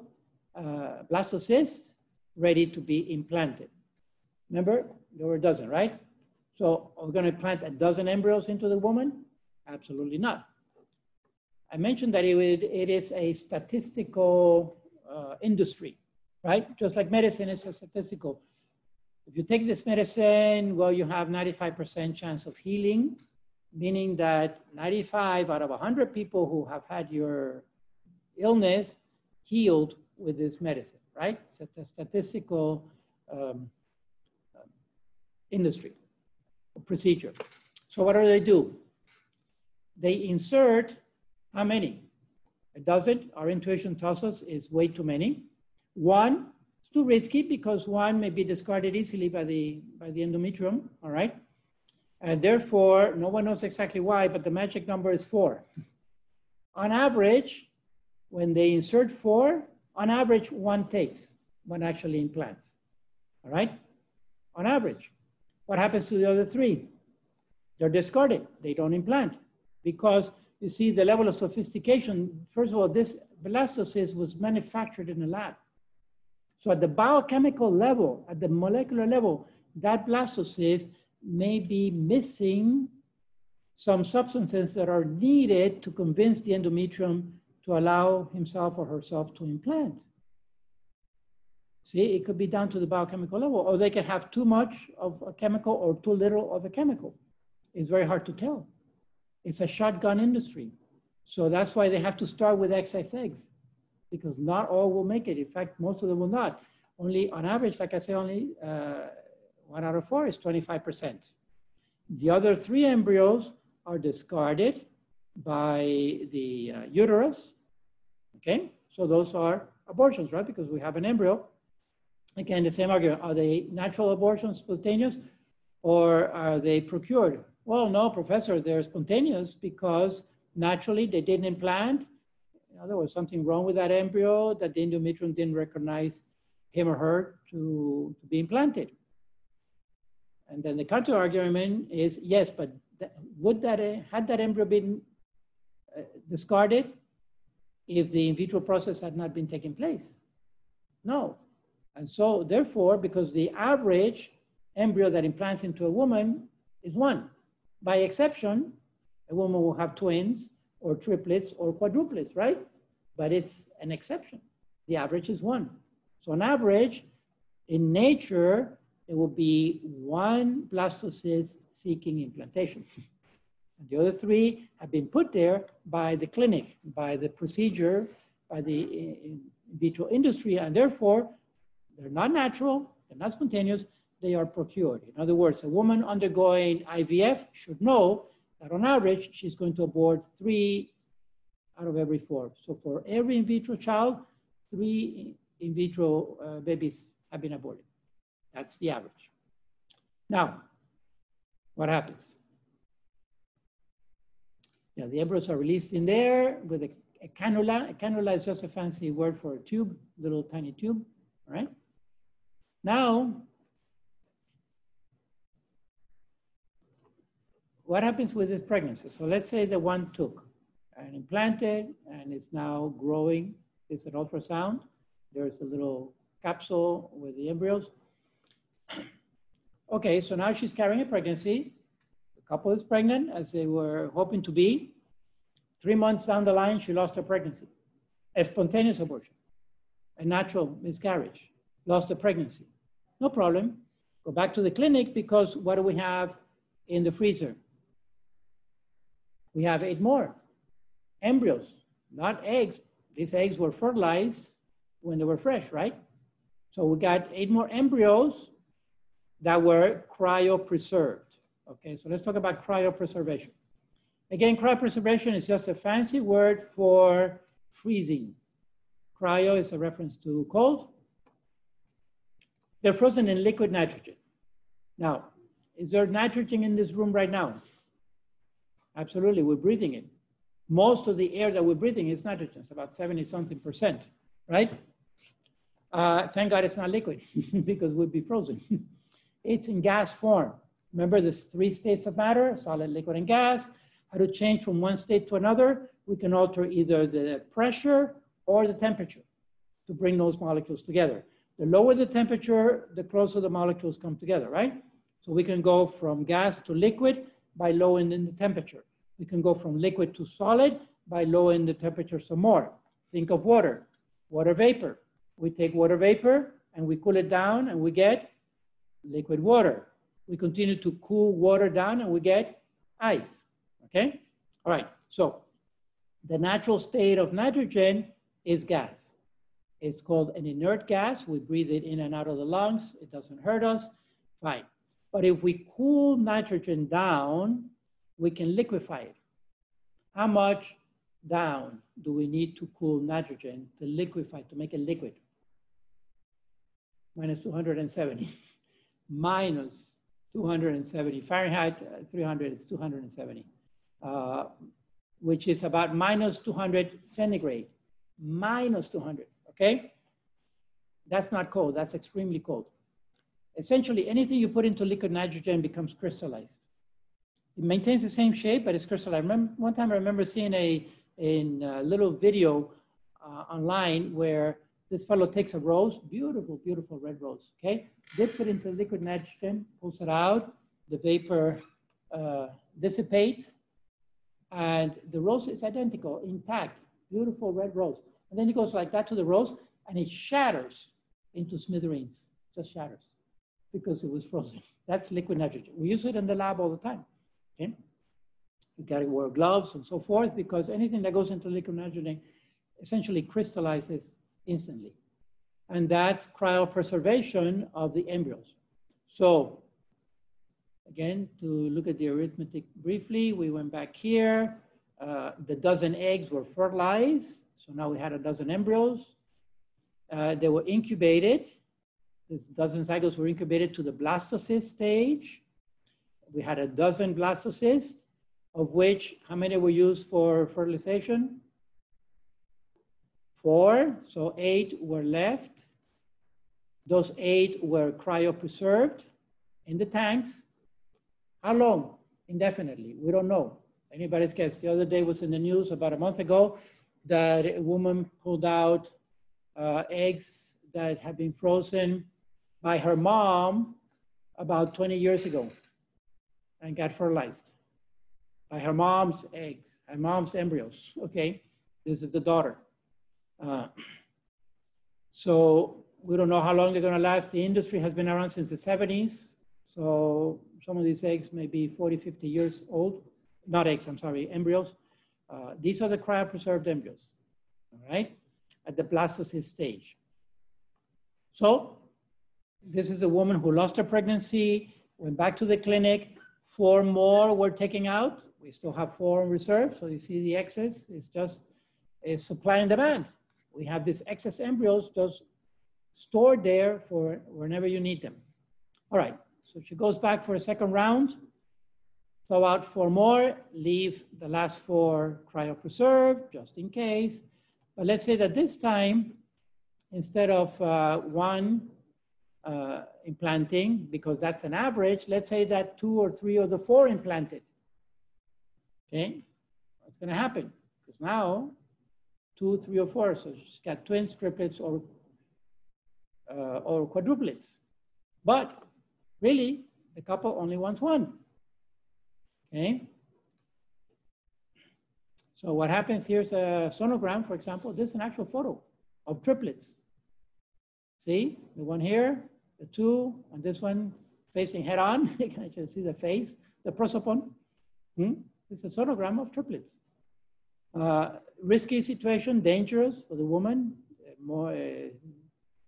Multiple simultaneous pregnancies are dangerous, are risky, because they're either sharing a placenta or not sharing a placenta. There's not a roof for all of them to develop normally, naturally. Typically, they're born premature, they're born small, and so forth. Preemies, underweight, not well developed. But the industry offers the full range of service. You get triplets, you only want 1, no problem. Just select which one you want. And by the way, since we can do sonogram, we know which are the boys and which are the girls, right? So you can select if you want a boy or a girl. Now, again, psychologically, most couples in the United States and throughout the world, most couples want at least their firstborn to be a boy. It's a natural, inherent prejudice against girls in couples. Girls are harder to raise, they can cause more problems and so forth. So they want boys. And also the advantage is if the firstborn is a boy, then he can protect the girls. He can protect his girls, his sisters as they all grow, right? So there's this mentality that many couples want a boy. And so on average, the one that's going to be selected out is the woman, right? Inherent prejudice, but it's there. It's called selective reduction. Look at the euphemisms. A euphemism is saying something, saying the same thing with different words that are more palatable. For example, oh, it's not an abortion, it's a termination of pregnancy, right? Yes, it is a termination of pregnancy, but it's an artificial termination because the natural termination of pregnancy is birth, okay? And so selective reduction. In other words, you're reducing the number of embryos or fetuses because it's legal up until the 9th month, and you can select which one you want to kill. So while we're selecting, it's a little bit of time, especially if the triplets are detected early on in the pregnancy. So let's do some quality control. Again, the industry, since this industry typically caters to the high end, it's what is known as a boutique industry, right? They cater to the high end because these are elective procedures which are typically not covered by insurance, at least in the United States. In some countries in Europe, it's actually covered by insurance.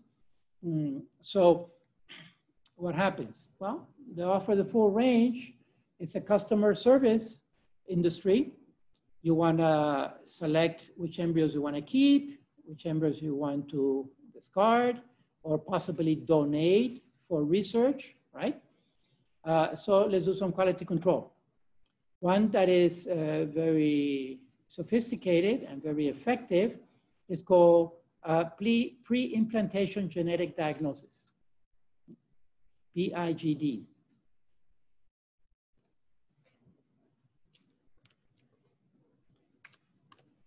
PIGD, pre-implantation genetic diagnosis. What does that mean? Well, pre-implantation, precisely. They do quality control on the embryos even before cryopreserving. When they were fertilized, the dozen embryos, and in the incubation period, at the morula stage, which is intermediate between zygote and blastocyst, they can pluck out one of the blastomeres. Remember, each one of the cells in the morula is called a blastomere. Typically between the 8th and the 16th cell stage, they pluck out one blastomere, one cell. Now, the morula, all of the cells are alike, and so they are essentially totipotent. The first cellular differentiation we have is at the blastocyst level. In other words, where we have a trophoblast and the ICM, the inner cell mass. But before then, the morula and the zygote, all of the cells are totipotent, all right? In other words, they have the full capacity to generate a new human being. So when we pluck out a blastomere from a morula, that has the intact genes of the entire genome and the entire genotype of that individual. That cell, that blastomere, is then sent to the lab. Here's the morula for genetic testing, for screening. We can amplify, it's called amplification. I don't know if you've done this in the lab in your undergraduate, but you take DNA from this cell and you amplify it. In other words, you make a lot of copies precisely through the PCR machine, all right? And you make millions and gazillion copies of the same DNA molecules, and then you can test for genetic defects, okay? An increasing number of genetic defects are being able to be detected now with a single cell, with a single human cell, all right? So essentially, we're doing quality control on the embryo. Some embryos will pass the test, they're clean. Other embryos, oh, there's an oncogene, there's a gene that is predisposed for this individual to develop cancer when they become adults, okay? We have these oncogenes or proto-oncogenes that may or may not express.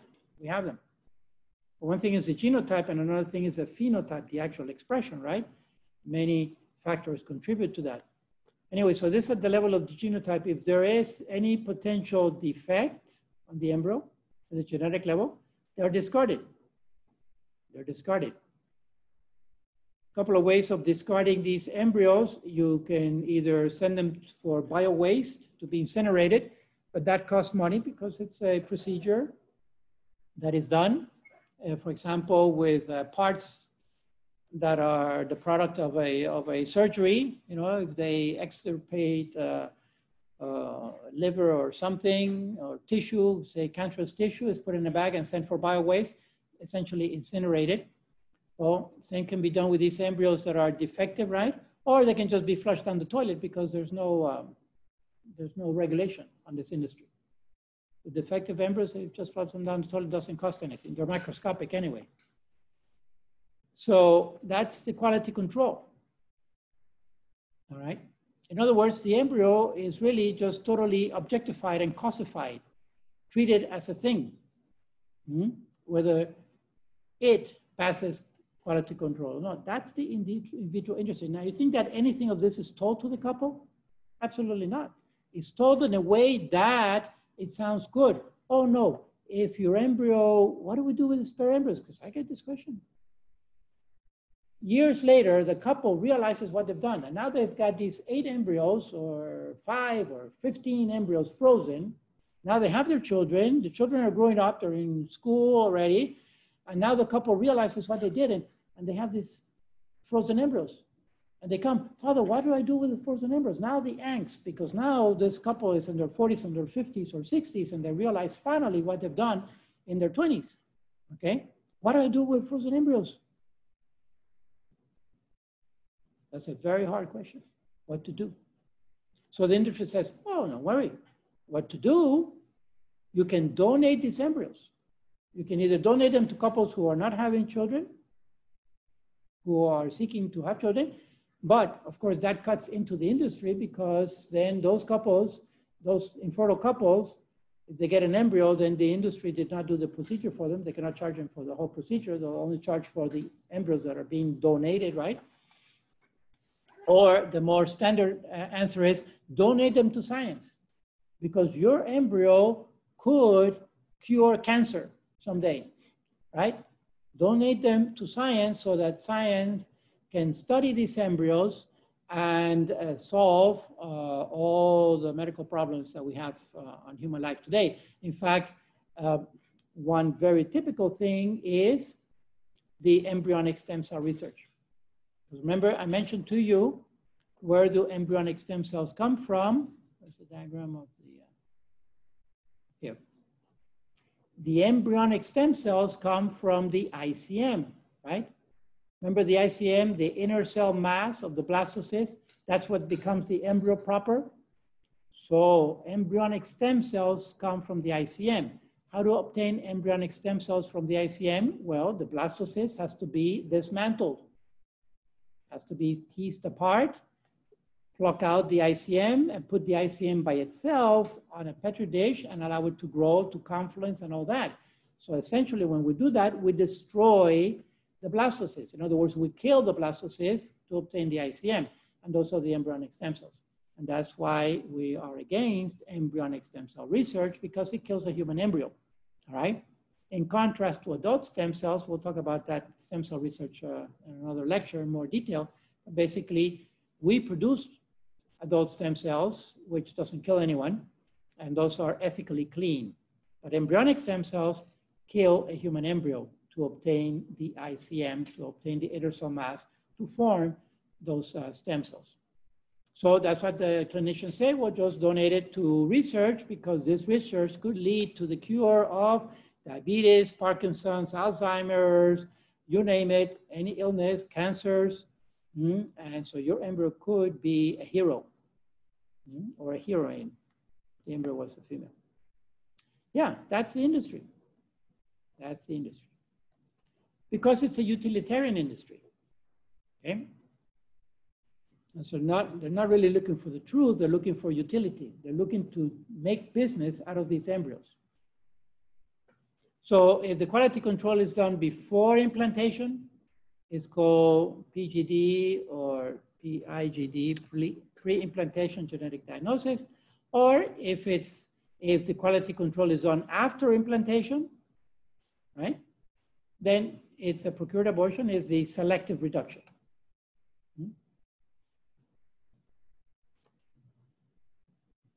So, well, it's hard not to mention the bioethical topics as we go along here, because the procedure itself is so grossly evident against the embryo himself or herself. Beginning with the whole fact of producing an embryo in a lab, manufacturing an embryo as opposed to allowing the embryo to occur and happen naturally, all right? We are in fact manufacturing an embryo. By the way, you know, many couples don't tell their children that they're in vitro children. They absolutely don't tell them, because then the children start getting traumatized, you know. Was it really my father's sperm, or was it a donor sperm?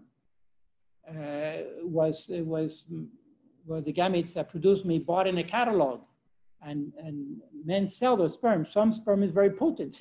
Some sperm is very potent. Some men produce sperm that is very capable of fertilizing, very vigorous sperm. And they sell their sperm to in vitro clinics throughout the whole United States. So and it's been documented again, some men have fathered hundreds of these in vitro babies because their sperm is very vigorous and potent, all right?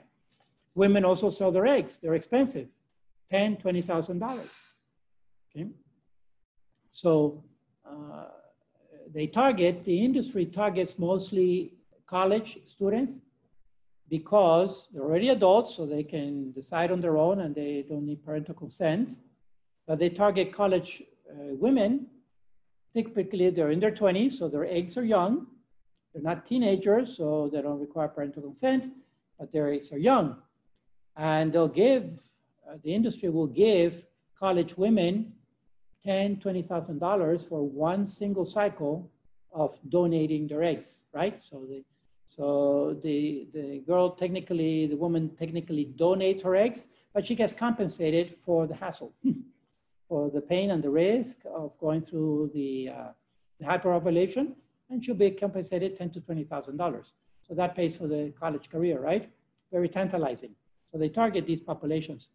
Then if this young lady in college happens to have a 3.8 or 4.0 on average, then she's very intelligent. She may get $30,000 for her eggs. If on top of that, she's an athlete, then she's got vigor, she's got good genes, she may get $40,000 for her eggs. That's the industry, it's market. Because they're gonna turn around and sell that egg to $50,000, $60,000 to the couple. Okay? And of course, a young lady pay for her career, maybe even into graduate school. Okay, so that's the industry. These are considerations of practice. Aside from the principle that it separates, again, the unitive from the procreative dimension, if you think about it, in the unitive and procreative, for contraception, the couple can have the unitive dimension without the procreative, right? Artificially. This one is a converse. That's why I say this is a flip side of contraception, because now with IVF, they can have the procreative without the unitive. They can have the babies without having the sex. In other words, there's a radical separation, or the sex that generated that baby, all right? So considerations of practice, aside from the principle of separating unitive and procreative dimension, obviously the hyperovulation of the woman, the typical sperm collection is done by masturbation, abortions due to the failed implantations, the freezing and thawing of embryos. Of course, they don't all survive. It's estimated maybe 20 to 30% of the thawing embryos survive. So that's more killing there. Also, and this is outdated. This is when I wrote that article. You probably didn't have enough time to look at it yet because I pumped it out late last night. But look at that article I wrote. It's only about 4 pages, and it's from 2007. So this is an outdated statistic. It could be up to 2 million now, frozen human embryos. In the United States alone, just the United States, 2 million frozen human embryos. What to do with these embryos? Okay, they're cryopreserved, crystallized, solid. They can last there decades. So again, when the parents divorce or abandon them because it's not for free, this industry is not a charity organization, okay, by any stretch of the imagination. We'll freeze your eggs, we'll cryopreserve them, absolutely, for sure, with the highest quality control. These rooms, they have to be monitored 24/7. It's happened, it was in the news a couple of years ago that one of these rooms started losing temperature, started losing the freezing, okay? And overnight, there was no one in the clinic and the tanks thawed out and they lost hundreds of frozen embryos. They thawed out and they died, hundreds of them. It was in California. It was a freak because they have a lot of quality control on these technology backup systems and all that. And would you believe it? Here are the nitrogen tanks, for example. You see nitrogen tanks? Okay. Within like a month, somewhere else, I think it was Ohio, another clinic also thawed out overnight. So all the backup systems that they have failed. It's all automated. And another clinic failed right after one clinic failed in California. It was incredible. It was a two-step, hit to the industry because people freaked out, the parents freaked out. My embryo's gone, dead after $40,000, $50,000. Okay, so what to do with these frozen human embryos? Oh yes, so the clinic charges for the cryopreservation. Maybe it's only $100, a couple $100 a month.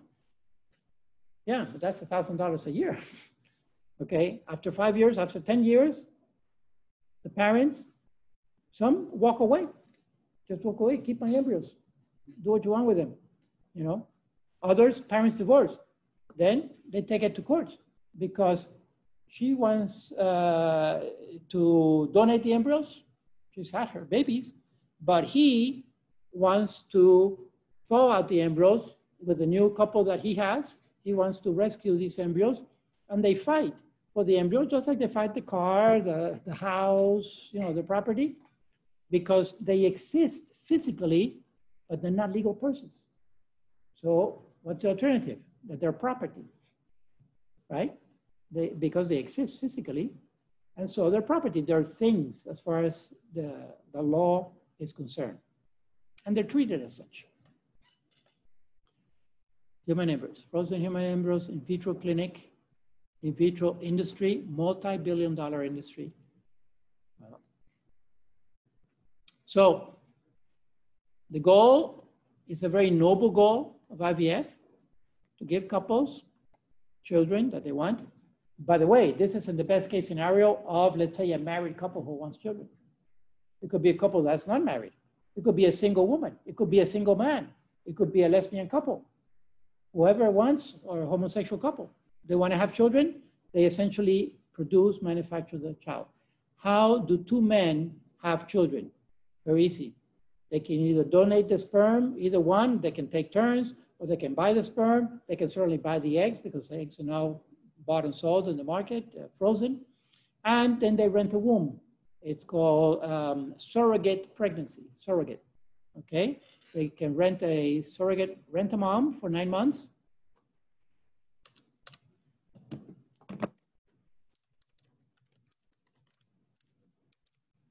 They rent her womb for 9 months.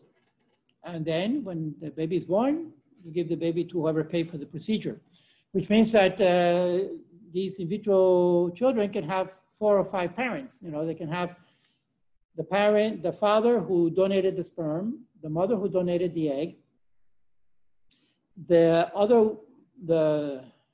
woman who donated the egg, not the mother, it's the woman, then the mother who gestated the embryo, the fetus, and then the couple who's paying for it all. That's 5 parents. And that's why most of these couples don't tell their children that they're in vitro, because they can actually have 5 parents. Okay? Is that a grave injustice? You know, it begs the question. We have a natural right to one father, to one mother, a mother who gestated us, and we bonded in that womb for 9 months. And then they raised us and took care of us until we went off to college or whatever, or went off to work or became independent. But we have a natural right to one father and one mother to generate us and to raise us. It's a natural right. That doesn't have to be inscribed in a law, in a positive law. It's a natural law, right? Because that's how God intended it to be.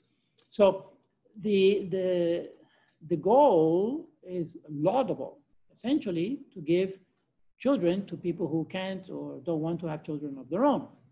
But the means also have to be justified. You see, how we do that, how we do it, because let's say I want a house for my family. Well, that's a good thing. I want a house for my family so they're not exposed to the elements, right? But I cannot steal a house. Let's say I want to feed my family. Yeah, well, that's a good thing. As a responsible parent, you should feed your children. Well, then I go into the supermarket with a gun and take the food I want. I'm stealing. So the means have to be justified. The means need to be also ethical means. And we have 2 alternatives, essentially. Either the means are justified, which is what we call principled ethics, or the ends justify the means. If the ends justify the means, then that's utilitarian ethics. And it really, really boils down to this over the decades that I've been teaching bioethics, you know, and involving these issues, it boils down to either we justify the means or we don't. If we justify them with the end, if the end is good, then whatever means, of course, they say, oh no, as long as it's legal. Well, legal means that I don't get caught in the evil, that I don't get caught in the unethical thing, right? That's what, as long as it's legal means, all right? And so they buy and sell these, all right? Or in the case when they cannot sell it because it's a law, then they donate it, but then they get compensated for the effort of all the technology that went into it, right? That's the industry. It's been going on for decades. It's flourishing. In fact, the ones who invented this technique in vitro fertilization, Drs. Edwards and Steptoe, you can look at them, they're two British fellows, doctors.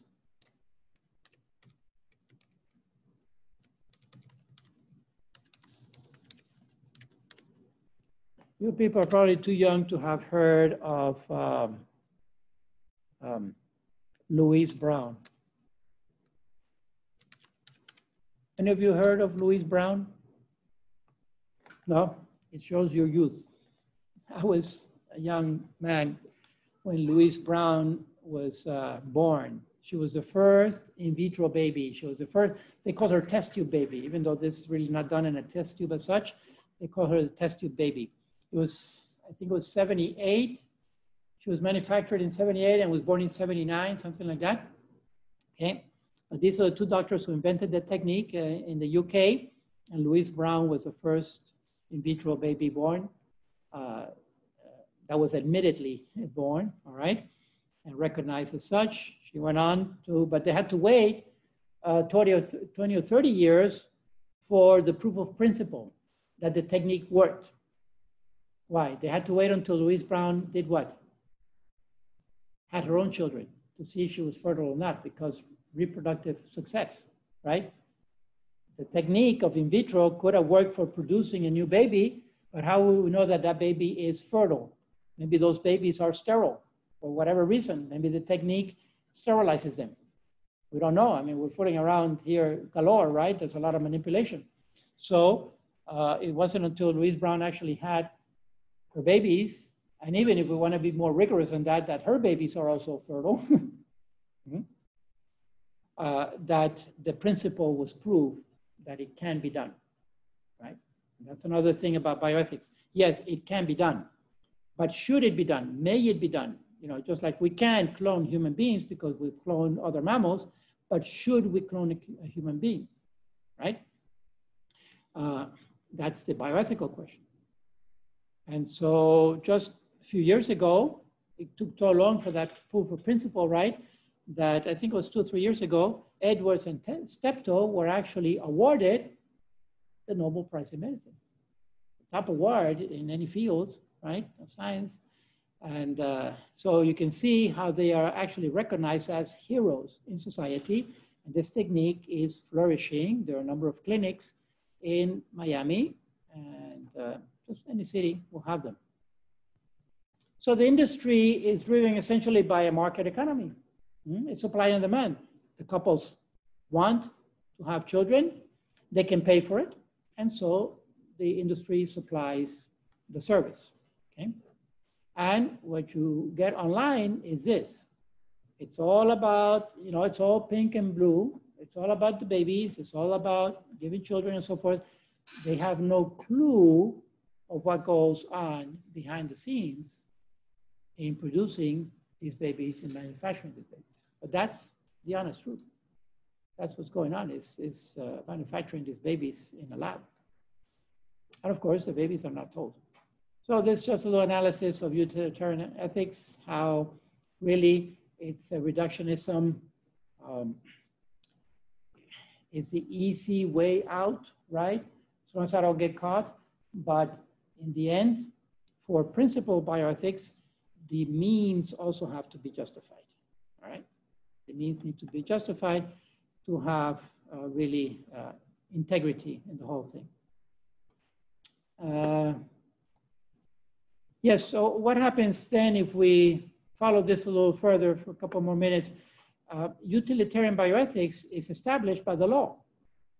As long as it's legal, it's ethical, right? The perception of, and that's what happened with abortion, precisely. That's why I do abortion as the first one of the topics, even though it's so challenging and difficult. And you know, to this day, it's tearing our society apart. It essentially divides the two parties, the two-party system that we have, and from then on, all of society splits it down the middle. Because the Supreme Court legalized this procedure, how can it be unethical? The Supreme Court Justice of the United States is the highest court of the nation, you know? How can it be unethical if it's legal? It must be ethical because these are supposed to be the wisdom people. You take Congress, you take, did I mention about the Library of Congress? The Library of Congress has every conceivable book that has been published. These people are supposed to know everything. You know, they're supposed to be really wisdom people. They're the ones who craft the laws of the nation that make us safe. And then the executive branch really is about implementing the law. That's why the military and police fall under the executive branch of the White House, but they're implementing the law. But Congress is crafting the laws. And then if there is a question whether something is legal or not according to the Constitution, it goes to the courts. And to the Supreme Court is the highest court of the nation. And when they say, yes, it's legal to kill your child in your womb, then it must be ethical also, because I mean, this is so drastic. It must be okay in the minds of many people, because many people don't have the benefit of an education that we have by far. You know, most people don't really go to college. They go to high school because it's obligatory. Mm-hmm. And so utilitarian ethics becomes a legalistic ethics. The law determines my morality. If you think about that, it's a very dangerous position to be in, because the law could not cover every aspect of my life. At the personal level, at the family level, even at the social level. If the law were to cover every aspect of my life to determine my morality, it would be an intrusive law, an excessively intrusive law. For example, I'm sure we all agree that infidelity is not a good thing. And when was the last time you saw someone getting arrested for adultery? It's going on right now. It used to be in the books, as I say. It used to be illegal. In fact, in some books, it's still there because it's just more money to take it out of the books, but it's not enforced. People are not getting arrested for infidelity, you know? And yet, I'm sure that we agree as normal, sane, honest people that infidelity is not a good thing. But it's just too much, too excessive. Lying, unless it's under perjury, under oath, lying is not illegal. When was the last time you saw people get arrested for lying? And lying is going on all the time. Do you like to be lied at? No, nobody likes to be lied at. It's not a good thing to lie. And no one gets arrested for it, right? So if the law were to come in and regulate every ethical aspect of our life, it would be so intrusive. It would be like a police state. It would be overwhelming, overburdened. And that's why utilitarianism is very dangerous, because we're allowing the law to determine my morality. It's really acquiescing of the responsibility. What's the alternative? Form your conscience. Form your conscience so that even without the law, I can be a person of mature, responsible action. You know, I can be a conscientious person. I can live honestly, even if I don't have a policeman looking over me. There's no one watching the store. I don't steal out of principle, not because people are not watching. That's a childhood mentality. They need the external punishment or reward to do things properly. But hopefully we mature and we grow and we develop our conscience so that we become people of conscience, people of ethics, right? Okay, so this whole thing is based on the analysis on principle ethics. which would be that the means also have to be justified, and therefore the couple wants a good thing, they want to have children, but they need to use an ethical means, okay? And the ethical means are going to be either natural family planning or adopt, perhaps even adopt one of these frozen embryos, which is a very delicate thing, but as long as certain provisions are in place, it could be. It's a question that is still debated in Catholic theology, Catholic moral theology, whether a couple is allowed to adopt one of these frozen embryos or not. But so when when the magisterium of the church has not given a final statement on it, then it's called probabilism. In other words, there could be opinions in favor or against, and both opinions are valid as long as there are solid reasonings, okay? And as long as the hierarchy of the church officially in the magisterium does thus define it definitively, like, for example, Paul VI did with Humanae Vitae on contraception, then it's an open question, cuestiones disputate, and there can be opinions for or against it. But there's, in my opinion, there is a way to justify ethically the rescuing of these embryos, the adoption of these frozen embryos by a couple who cannot have them. As long as certain provisions are in place, that it would be a couple, a married couple between a man and a woman and so forth in a stable marriage and everything else. Anyway, at the end of the day, there is one last argument against against in vitro fertilization, and this argument is from the perspective of natural selection. Natural selection. Again, purely a humanistic argument. If you people at some point want to try to convince someone who's utilitarian, all right, without having to mention God, faith, or religion at all. Think of this argument. Let's go back to the basic principle for a moment.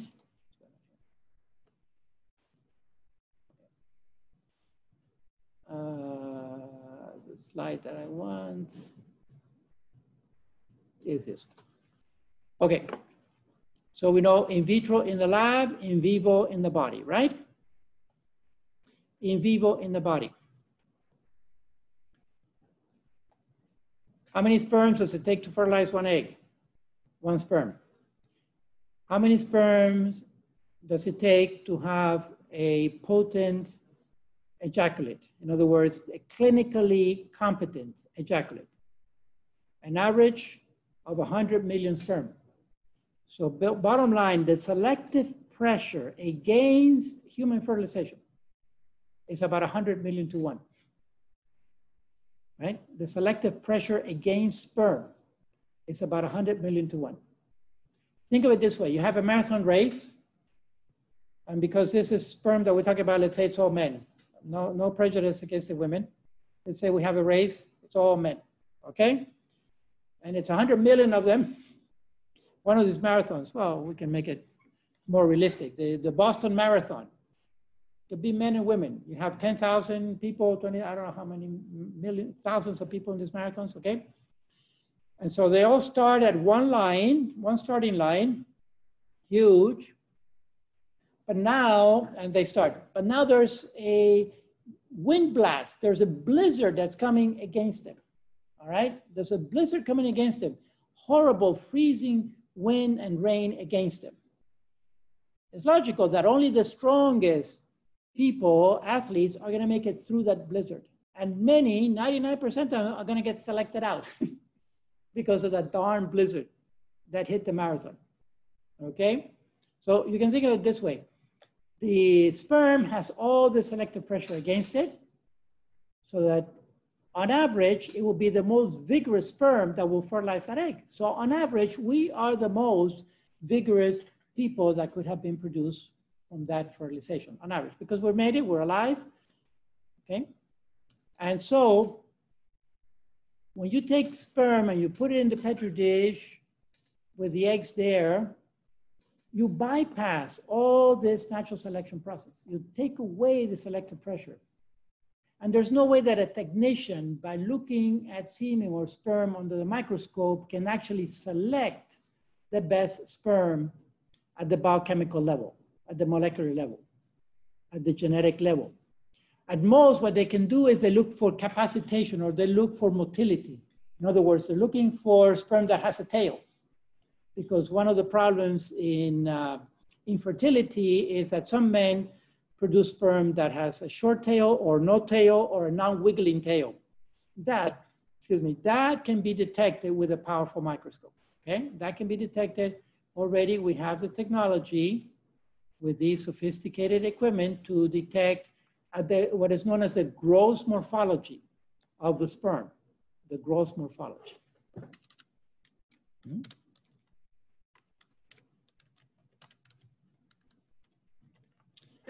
At most. But that's really very crude when we go down to the genetic level and to the molecular level of the actual fertilization, right? And so there's no way that we can really mimic that natural event of fertilization. At the end of the day, what are we doing with in vitro? With in vitro, we are denying these babies natural selection. We're denying them the possibility of being the most fit, the most vigorous, the strongest, not muscular, but genetically strongest babies possible, because the weakest would have been selected out. All right? Even at fertilization or before fertilization. So the bottom line with in vitro is that it denies natural selection to these babies. Okay? And it's a question of time, but you mark my words, because this industry has been going on for decades now. Sooner or later, on the population of in vitro babies that is known, because they don't know it and the parents don't tell, and of course that record is confidential for the clinic, this subpopulation of in vitro babies, when they start becoming adults, my intuition is that they're going to start showing some kind of genetic weaknesses, because they were denied natural selection. And nature never forgives. Nature never forgives. Of course, well, now there are thousands of in vitro babies, maybe 100,000. It's not really known. How do you count? Because they themselves don't know they're in vitro. The parents are not telling. The clinic is not telling. So how do you know? But it's an increasing number, I can tell you that. Okay, folks, that's basically the ethical analysis of in vitro fertilization. You can see that at the end, what we have with IVF is we have eugenics, right? Eugenics is a movement that has stayed on pervasive, of course. We have eliminated eugenics of the born, seemingly, but now the eugenics is targeting the unborn, either through selective abortion or through the IVF. But eugenics now has gone kind of underground, undercover, but continues, okay? And it continues in our civilization, in the free, what we call the free world and all this, and it's being promoted as the thing to do. We see eugenics with the, with Down syndrome babies. They're disappearing. And it's not that women are having, you know, Down syndrome typically is because the eggs are old.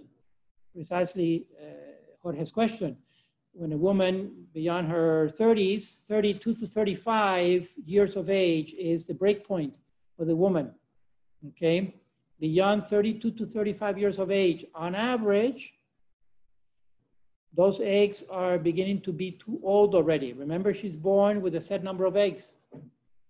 And they're in the millions with a baby girl. By the time she hits menarche, they're in the maybe tens of thousands, maybe 100,000. So the vast majority of eggs were lost even before menarche. What does it mean? They became old in 10 years. And what happens to those eggs? They got reabsorbed, because nature is also economic, recycles everything. So those eggs that got old, have some kind of defect, they get reabsorbed by the ovary tissue, all right? But now she has thousands of eggs. Let's say she has 100,000 when she hits menarche. It sounds very little. It's only 1% of the millions that she had, or 10%. But how many eggs does a woman need for her entire fertility years, for the 3 decades, let's say from 10 to 40? let's stretch it out. Let's say to 50 years of age. From 10 to 50 is how many years? 40 years, right? How many eggs will a woman need to be fertile every month for 40 years? Her whole, what we call her reproductive years or her fertile years. Well, on average, how many eggs is she going to produce a month? One egg a month, right? Ovulation, normal ovulation is 1 egg a month, 1 ovulation a month. All right. How many months in a year? 12. So how many eggs does a woman need to be fertile for an entire year? 12 eggs. Times 40, 480. She will need for her whole lifetime less than 500 eggs to be fertile for 40 years. On average, once a month, which, by the way, with the first pregnancy, then that blocks out another 8 months, right, of eggs. So those other 8 eggs would be saved. So way less than the 480. But to be excessive, let's say 500 eggs. And she's born with millions.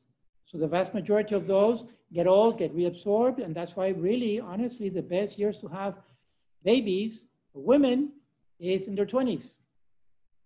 But they're getting delayed because women are going to college and they're postponing getting pregnant until they have a career and they develop a profession and so forth. Nature, you want to say nature is unfair? Well, it's the way, it's unequal. Nature is unequal for men and for women, right? Because it's all associated with the pregnancy, and not only the pregnancy, but the nurturing, right? The breastfeeding of the child, and then the raising of the child and so forth. We know that early on, the woman, the mother, is more important than the father for the baby present physically.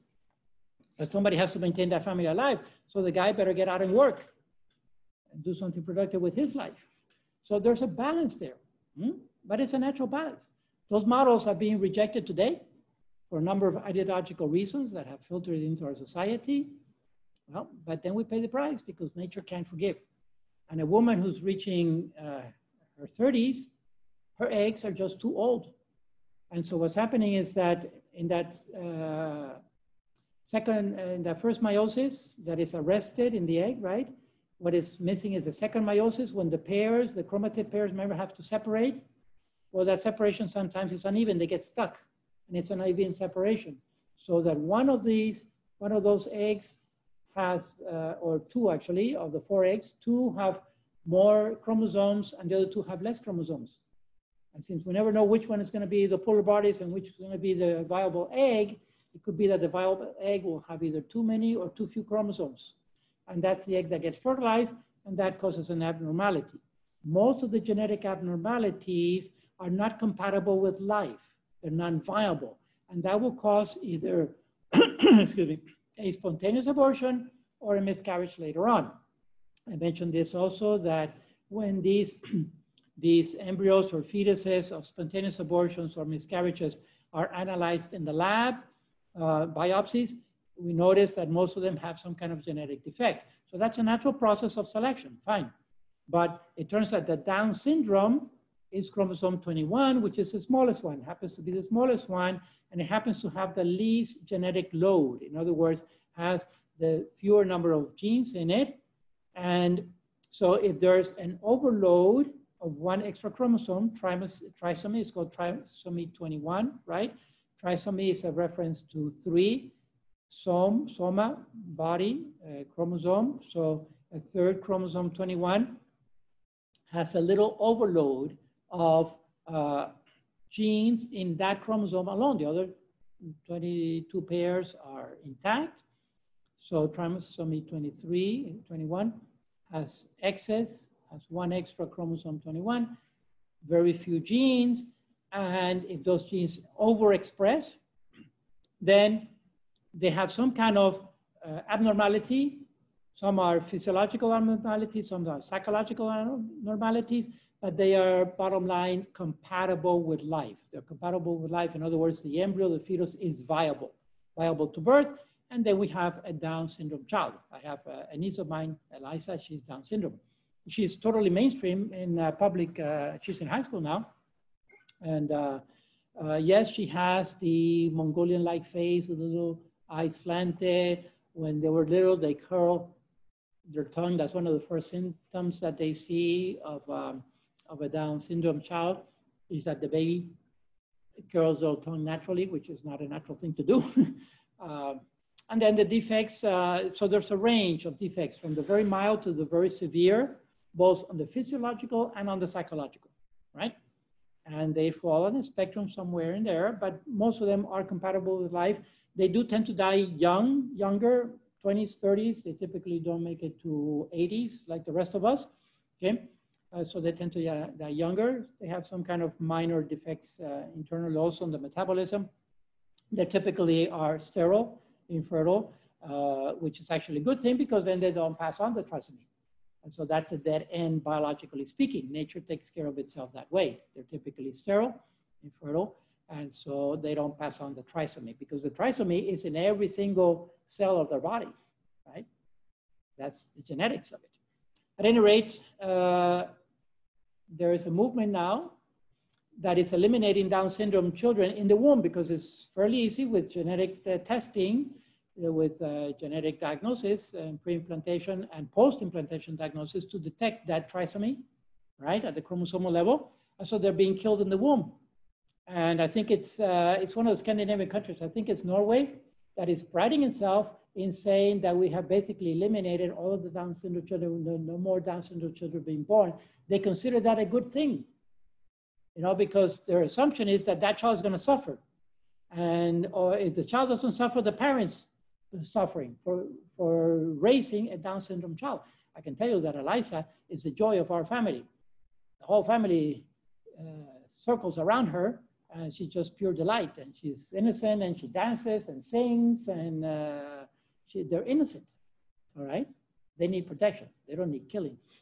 But, and then to be consistent, if these people who are going after the Down syndrome children in the womb had intellectual integrity, if they were honest with their conscience, then they would do an argument of logical consistency. If we're going to kill the Down syndrome child in the womb, why don't we kill the Down syndrome child outside the womb? What's the difference? It's Down syndrome you're going after. So what's the difference between preborn and postborn?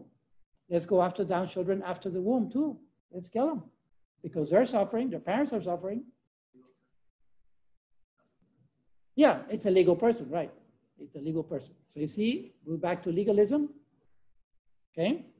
But an argument of logical consistency, if it's Down syndrome we're going after, why not kill them once they're born? Let's say just a few minutes. Let's just decapitate them right there once they're born. Or overdose potassium chloride to the heart. You see? Why is it gruesome after and not before? Well, the point is that it is gruesome before. We just don't see it. Out of sight, out of mind, right? That's very simplistic. Out of sight, out of mind. Because we need to see with our mind's eye. And that's why we need to be very careful that these things that filter into society eventually take a foothold, and the ones who are against it, oh, we are the freaks, we are the minority. We are, in fact, there was one administration a while back that wanted to label pro-lifers actually as terrorists, okay, as fanatics. We have radicalized, very careful. We have radicalized because we're holding a pro-life position, right? And we're against women's liberation and a woman's right to decide about her own body. Yeah, but there's another body in there too. Who decides for that other body? Mm-hmm. Okay, folks, you see, these are controversial topics to this day. I'm trying to present the evidence in favor of life across the board, from conception to natural death, which includes, obviously, the mother. And that's why I always promote a lot, a full support for the pregnant mom so that she doesn't get abandoned and feel the pressure to have to abort. Or for these in vitro couples, there are alternatives that are totally healthy and natural so that you don't get manipulated by the industry. Mm-hmm. That is there because you get the money and they have the product. Okay, thank you once again. Questions, comments? Hopefully I've given you some things to ponder and reflect. And do me a summary of this by Wednesday midnight. Okay. One question. Yeah. Okay. When you said about how the church is still debating whether the frozen embryos can be adopted. The implantation there, would it have to be 4 or it could only be 1? Thank you. Exactly. One And is one of the conditions, yes, because implanting 4 is accepting implicitly that 3 are going to die on average. Okay, so yes, you're right. Thank you very much. Only 1 should be implanted because then, so we cannot risk the life of an embryo more than nature, right? That would be the standard. So what do we use for determining how much should we risk? We did not participate in the in vitro process, so we're not culpable of that. We're actually trying to rescue these embryos that are now frozen, cryopreserved, but we cannot risk the life of that embryo more than what nature would risk the life of an embryo, of a human embryo. That's where a statistic is very important, is vital, and literally a vital statistic. What is the survival rate of human embryos in vivo, naturally? In other words, how many pregnancies naturally make it to term? And globally, there is that 50%. First of all, it's a difficult number to arrive at because consider this. I've mentioned there is spontaneous abortion and miscarriage, right? Which there's no guilt, there's no fault. It's a natural loss. Many of them have genetic defects. Okay, but most of those miscarriage or spontaneous abortion occur early in the pregnancy, in the first month, even in the first 2 weeks. The implantation process is the crucial one, all right? That's where many of the embryos are discarded for some genetic defect that they have, because it's a very sophisticated process that needs to happen, again, at the biochemical, at the molecular level for implantation to occur. So those are discarded. When we look at globally, about 50% of human pregnancies never make it to term naturally. That's how we come up with the 50%. Some doctors, some researchers put it even higher at 70 or 80%, okay? But that was, when I was doing my first dissertation in Rome in the 1990s, that's the statistic that I saw as the greatest, had the best consensus, about 50% globally. Which also means at the practical level that on average, we all have a sibling that never made it to term. We never met that sibling. Could be older or younger than us, but on average, we all have a sibling, either boy or girl, that we've never met. Maybe we'll meet them in heaven, okay? That's the average. Anyway, we apply that now to embryo adoption. It means that we may not risk the life of an embryo more than 50% in the procedure, in the rescue procedure, all right? Which specifically gets down to the implantation, to the number, because I have to put in a specific number of embryos in there, all right? If I put 4, what is the statistic that I'm using? That's only 25% chance. So that's a 75% risk of dying, right? 3 out of the 4, that's 75%. It's too high. So if I put it at 1 either implants or doesn't implant. So that's the 50% there. And that's why if we're going to do this implantation according to the theology, the moral theology of these theologians, only 1 should be implanted at a time.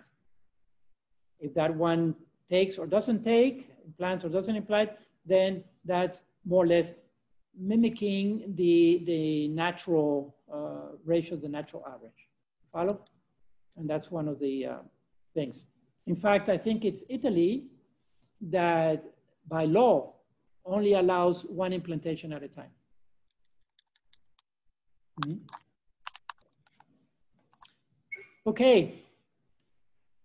More stuff, more topics in here, I'm sure. All kinds of things come up, but one way or another, you can see that it is a gross manipulation of these human embryos, especially if we grant them what they deserve, which is personhood, all right? That they are anthropological people like you and I. They're just tiny, microscopic, and therefore they need more protection than we do. Mm-hmm. Okay, folks, thanks a lot. If anything else comes up, we can always address it next time.